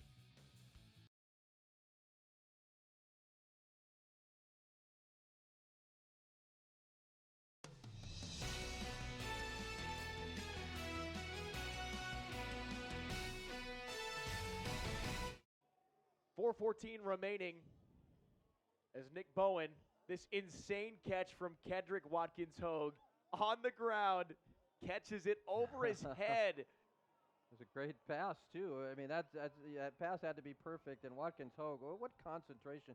Now they're going to go for it. You wondered if they would kick a field goal here. They need 2 scores.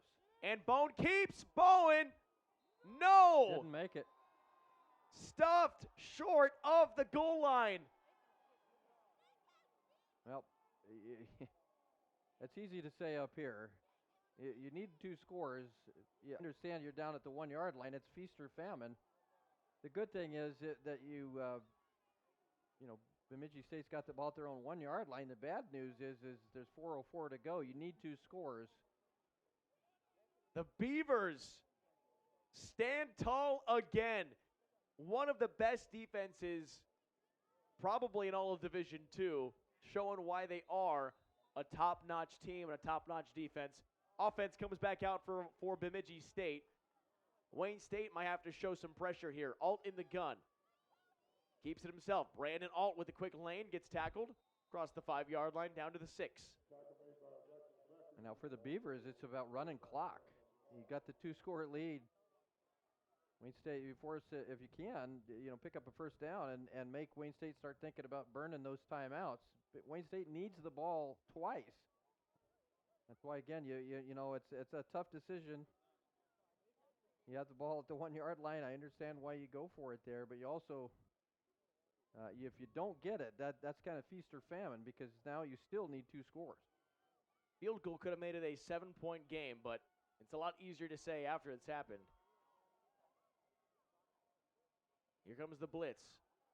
Up the middle, nowhere to go for Ali Mohammed. Loss of 1. 3rd and 10. 3rd and 8.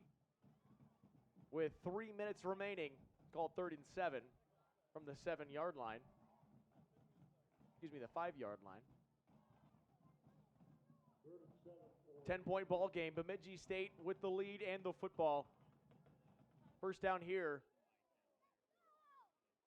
would be huge into sealing this game. Yeah, first down here probably ends the game. It'll force Wayne State to burn all their timeouts. They have all 3 timeouts. 2 timeouts for Bemidji State. Hands the ball off. Metz and Mohammed goes down right at the 6. 2:29 remaining. And that clock is stopped. Timeout called by Wayne State.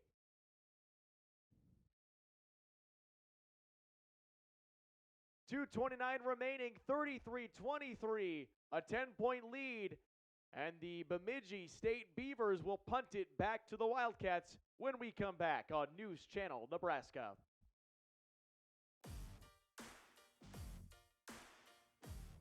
Ask yourself, will your college define your future?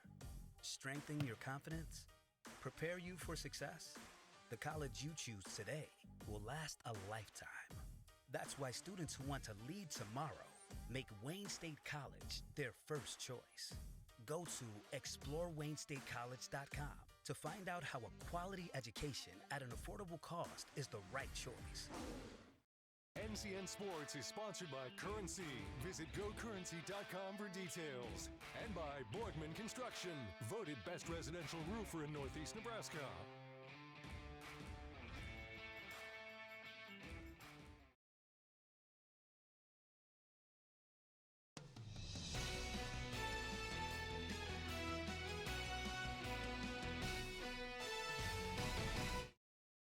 Bemidji State, Elliott Lowney back to punt, standing in his own end zone. Returned by Bird. Bird called the fair catch. Might have had a chance to return it. Yeah. Looked like he had quite a bit of room. It might have been just pre-planned to call the fair catch there, maybe. Because it looked like he had about 10 yards to work with before anybody was close to him when he caught that football. Now it goes without saying you need points, and then you're going to probably have to get an onside kick and get the ball back, and then score again. News Channel Nebraska, Kalen Devin, Lou Seifert joining you. An exciting finish awaits us. 2:25 to play. Bowen looks, throws, Watkins-Hogue, incomplete. Tried to push it back shoulder and could not connect. Wayne State has had multiple opportunities inside the red zone. Has not been the best day for the Wildcats today in terms of scoring on short yardage. Bemidji State's defense is elite. Yeah, that goal line stand was pretty impressive. This is a good defensive unit. And they not only do they get a lot of sacks, but they really stuff the run. They have all afternoon here today. Bowen incomplete. Ball hits the turf. Before it could even get to the receiver, pressure came in quickly. Again, we had that 4th down and 1 from the 1 yard line, from the 2 yard line or so. And Nick Bowen could not get in the end zone. Could have been a decision that you wanted to talk about, maybe kicking the field goal, making it a 7-point game. But yeah, it's when the ball is at the 1 yard line, I think you feel like you can score a touchdown. That's a difficult decision, and that's why coaches a lot of times have gray hair, because you went for it, it didn't work, and that puts you in a bind. But that's a difficult decision at the 1 yard line. Bowen throws. Marshall makes the catch. Had to break away from his route. Reels it in for the first down again. Wayne State moves the chains. 2:13 to play. You talk about how good this Bemidji State defense is. Well, Wayne State over 400 yards passing today. Now the biggest, I guess, incompletion today was that pick 6. That really changed this game. Over the head of Marshall and incomplete. Bowen just threw it away. That pressure is starting to get in there pretty quickly by Bemidji State. Yeah, Bowen 24 of 57 with 2 picks, but over 400 yards on the day. And Alt, he has 22 of 39 for 345 yards with an interception. Bowen in the gun. Deep drop back. Pressure comes in. Stays on his feet. Nick Bowen throws on the run, incomplete. Throws it out of bounds and then gets pushed a little bit late, but no call, no flag. Ricky Thompson, the second, was back there. Might check it out here. Kind of just fell down. Yeah, that was not a push.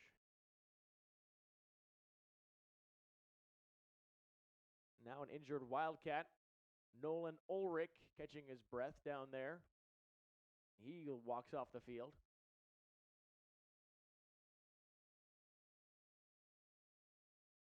.203 in our game. 3rd down and 10 from the 36. So now if you're Wayne State, again, you want the touchdown. Would you want to settle for a field goal when you're still this far away? It's not a gimme into the wind. Yeah, as far away as you are now, probably not. We'll see what happens here. Over the middle, tipped and incomplete. Great defense. Max Baduris knocked the ball away from Gage Dangle. Brings up 4th down. Boy, Baduris has had a heck of a ball game back there. Like linebacker. He has been good. Seems like he's always around the football. That's what you want. Those linebackers in coverage, guys that are ball hawks and that can run. That's what Baduris is. 4th down and 10. Biggest play of the game right here. Marshall goes down. Tied up with the receiver. Flag for pass interference. No penalty flag comes out. The defense holds as Savon Cameron in the coverage. Coach Logan Masters did not like that no call. He thought there was pass interference. And it's not going to go. They were tied up. That's tough. Yeah, I think that's, you don't like officials, taking over the game. I think they've done a good job. I think that's probably a good no call as much as Wayne State wanted that penalty. I think that's a good no call. Now, 1:54 to go. It's for Bemidji State. Just got to take care of the football. With 2 timeouts. Quarterback keeper Brandon Alt finds a gap. Brandon Alt with space. No, that's not Alt. That's the backup sliding down. Sam McGath. They put him in some quarterback running situations, and that's exactly why. Yeah, good running quarterback for sure. Good fake. I think everybody thought Mohammed was going to get that football. And McGath, boy, he just that's a smart play too there. Just get down. You don't need anything more than that. You just pretty much iced this ball game. Wayne State was still with a couple of timeouts, but not nearly enough time. You got the first down. You got, the new set of downs. No sense in trying to do anything, maybe fumbling the football. Just go down and take care of the football. This one is Bemidji State's win. Wayne State defense makes a stop. Timeout, Wayne State. Their second of the half. Please reset the game clock to 1 minute and 16 seconds. 1:16. Big for Wayne State. Try to make one more play, maybe two more plays, but even then, with only one more timeout, it might be done for the Wildcats. Not have a chance to come back in this thing.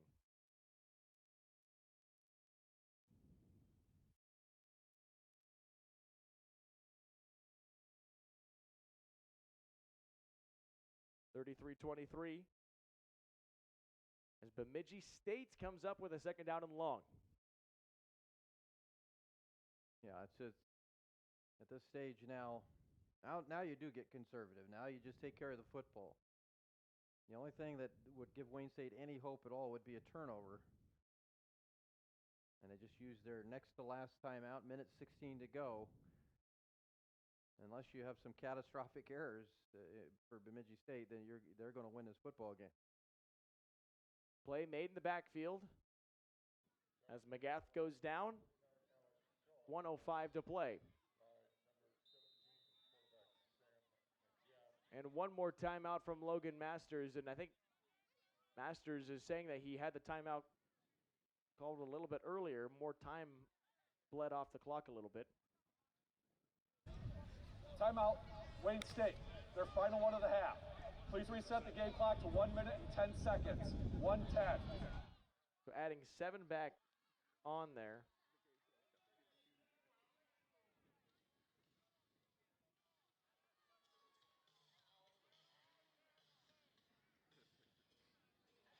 (33-23). Third down and long. So, Lou, what do you do here if you're Wayne State? Well, I think you obviously try to strip the football. You're going to see 4 downs here for Bemidji State. They're not going to try anything.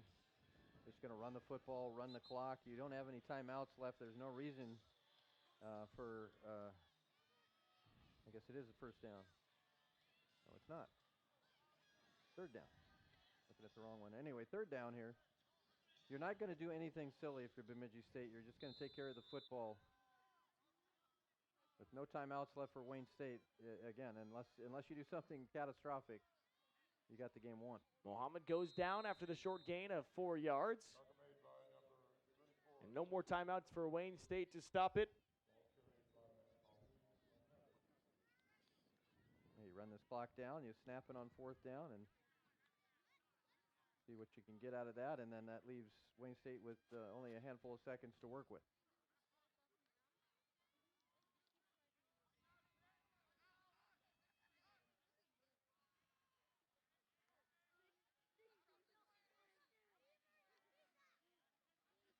Maybe Bemidji State could either call a timeout with 5 seconds, take the delay, or just snap the ball. 4 seconds on the play clock, hand it off. No, keep it for McGath, and he's brought down, so that will stop the clock. Wayne State has the football with 22 seconds, down by 10 points. Well, now you do need a miracle. You need a big play for a touchdown, then an onside conversion, and then another score. But with only 22 seconds, no timeouts, that would truly be a miracle.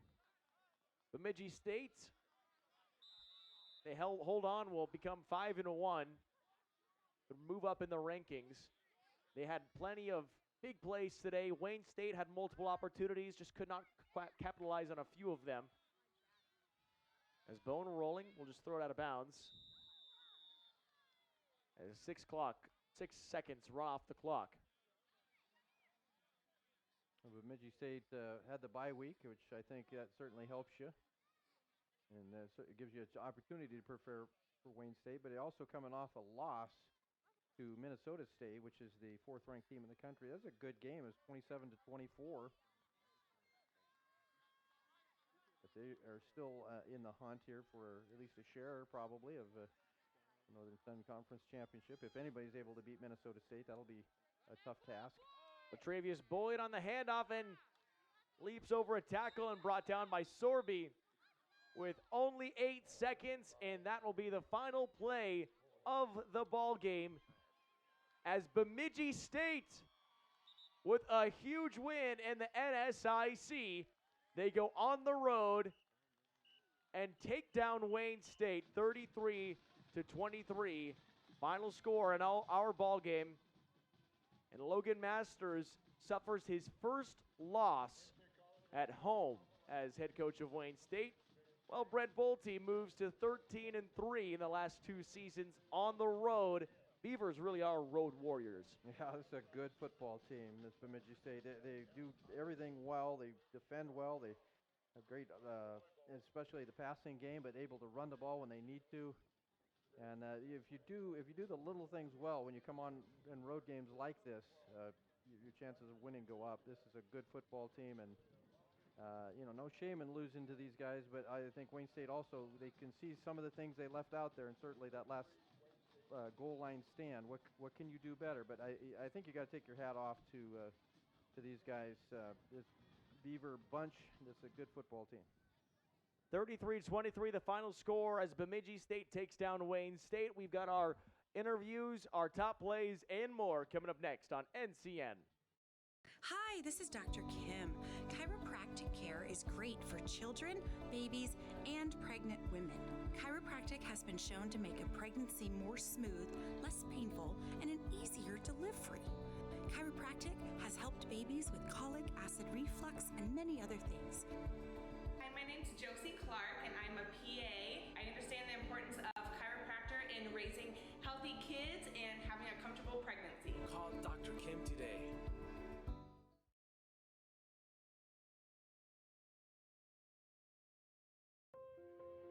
It's never been easier to get rewarded for using my debit card at Midwest Bank. I'm volleyball player Allie Batenhorst, and with my rewards checking account, I get rewarded for the simple things. Each time I swipe my debit card getting gas or picking up groceries. With Midwest Bank, it's not about how much money I have in my account. I get rewarded for just using my debit card at all my favorite places. Find out more at MidwestBank.com. Your community, your bank, Midwest Bank.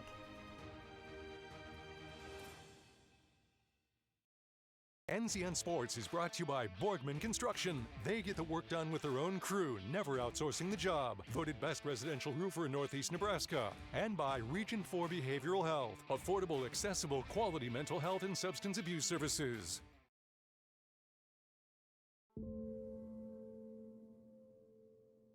My son, Christopher Parado, was 20 years old when he was prescribed opioids. It took him 5 days to get addicted. I'm not supposed to be the one to go get his suit and tie and pick which sneakers that I'm going to bury him in. My son overdosed at the age of 22 years old.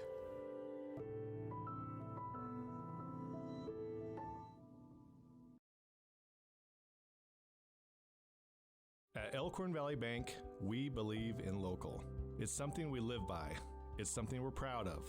It's helping our neighbors grow like they've helped us. Supporting families, investing in lives, and creating prosperity. Local means making decisions that grow and improve surrounding communities we call home. Investing in our nonprofits and giving back. Elkhorn Valley Bank and Trust, great for you, great for your community. At Faith Regional Physician Services OBGYN, listening to you to create an individualized healthcare plan that fits your needs and preferences is our top priority. Whether you need an annual checkup, specialized gynecology care, or pregnancy management, we partner with you to provide expert care using advanced practices, technology, and techniques. Faith Regional Physician Services OBGYN. Care on your terms is the Faith difference.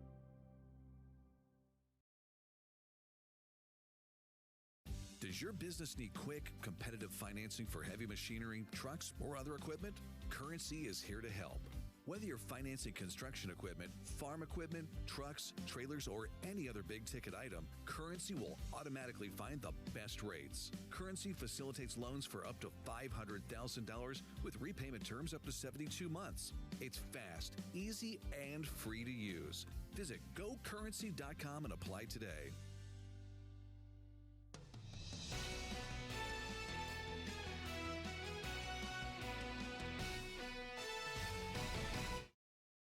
News Channel Nebraska, tough defeat for Wayne State. They lose 33-23 to Bemidji State as the Beavers move to 5-1, ranked 15th in the nation. We're going to send it on down to Luke with head coach of the Wildcats, Logan Masters. Luke. And down here on the field, we're joined with coach of the Wildcats, Logan Masters, after Bemidji State defeats the Wildcats 33-23. Coach, talking about the game a little bit, the Wildcats were able to, I believe, until the last drive, outgain Bemidji State for the entire contest. So go ahead and kind of give your first thoughts, initial thoughts after the game today. We had a lot of self-inflicted errors, and when you play a good team like this, you can't have those. And we kind of beat ourselves and shoot at the end where we got to score touchdowns in the red zone and we're right there. So, I mean, it's tough. Losing stinks. These guys bust their butts for us and things like that. So we got to rebound next week and get ready to win the next one. And, Coach, you talked about it, the red zone. It was a difficult time in the red zone for the Wildcats today, having to settle for field goals and then at the end there to try and pull it within 3. So what are you guys going to try to work on as you go into the rest of the season in the red zone? Again, it's a tough Bemidji State team. They were a stout defensive lineup today. Yeah, I mean, we got to score touchdowns, so we got to be better up front. We probably got to relook at how we maybe do some things, create a little bit more matchups, things like that. So reasons come to work tomorrow and start getting things fixed in the red zone. And, Coach, obviously don't want to focus all on the negative. Your 2008 team was honored at halftime. You were a big part of that team. So what does it mean to, here on Hall of Fame Day to have, not just you as a coach, but also as a player being honored by the college? Yeah, I mean, it's really cool. I'm really excited to see some of those guys I haven't seen in a while. I wish we would play a little better for them, but I'll suck it up and have a good night. Awesome. Well, Coach, good luck going through the rest of the season. All right, thank you. Go Cats.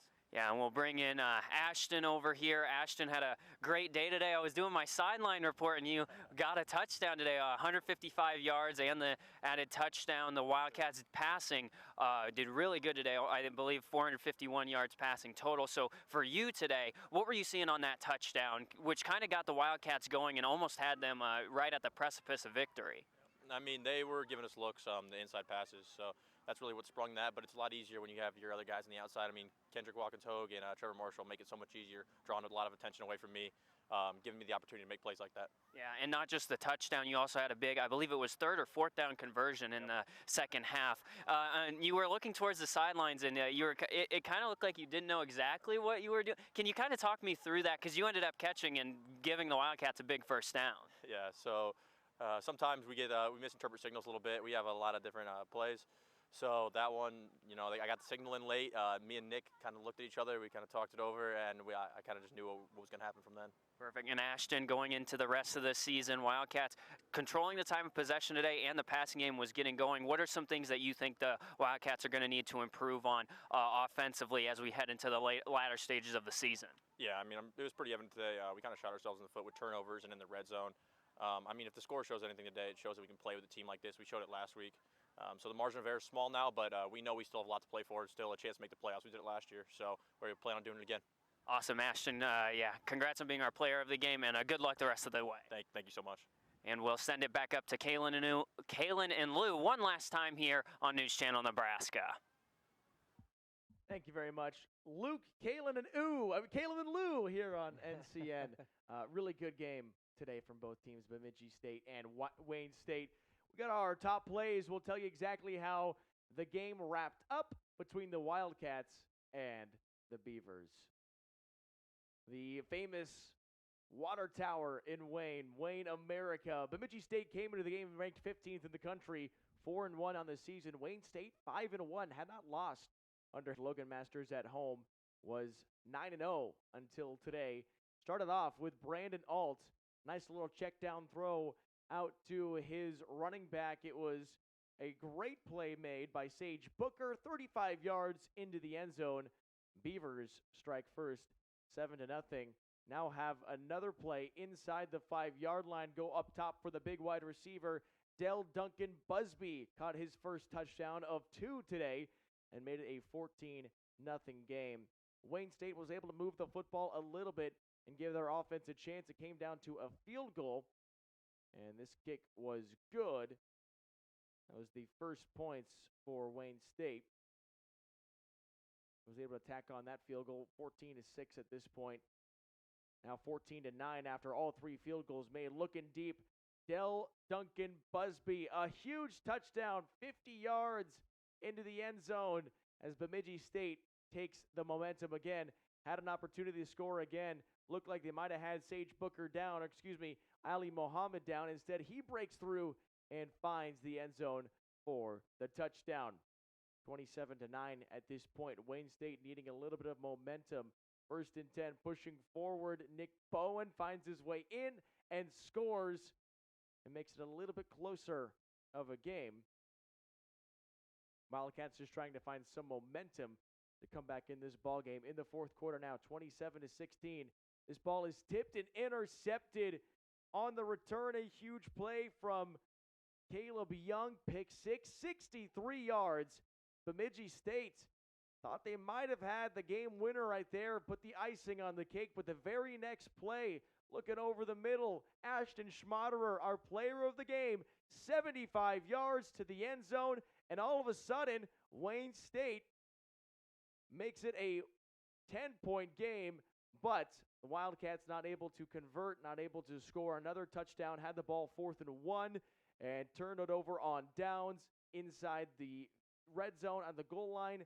And Bemidji State, thanks to their tough defense and high-powered offense, gets the big win, 33-23.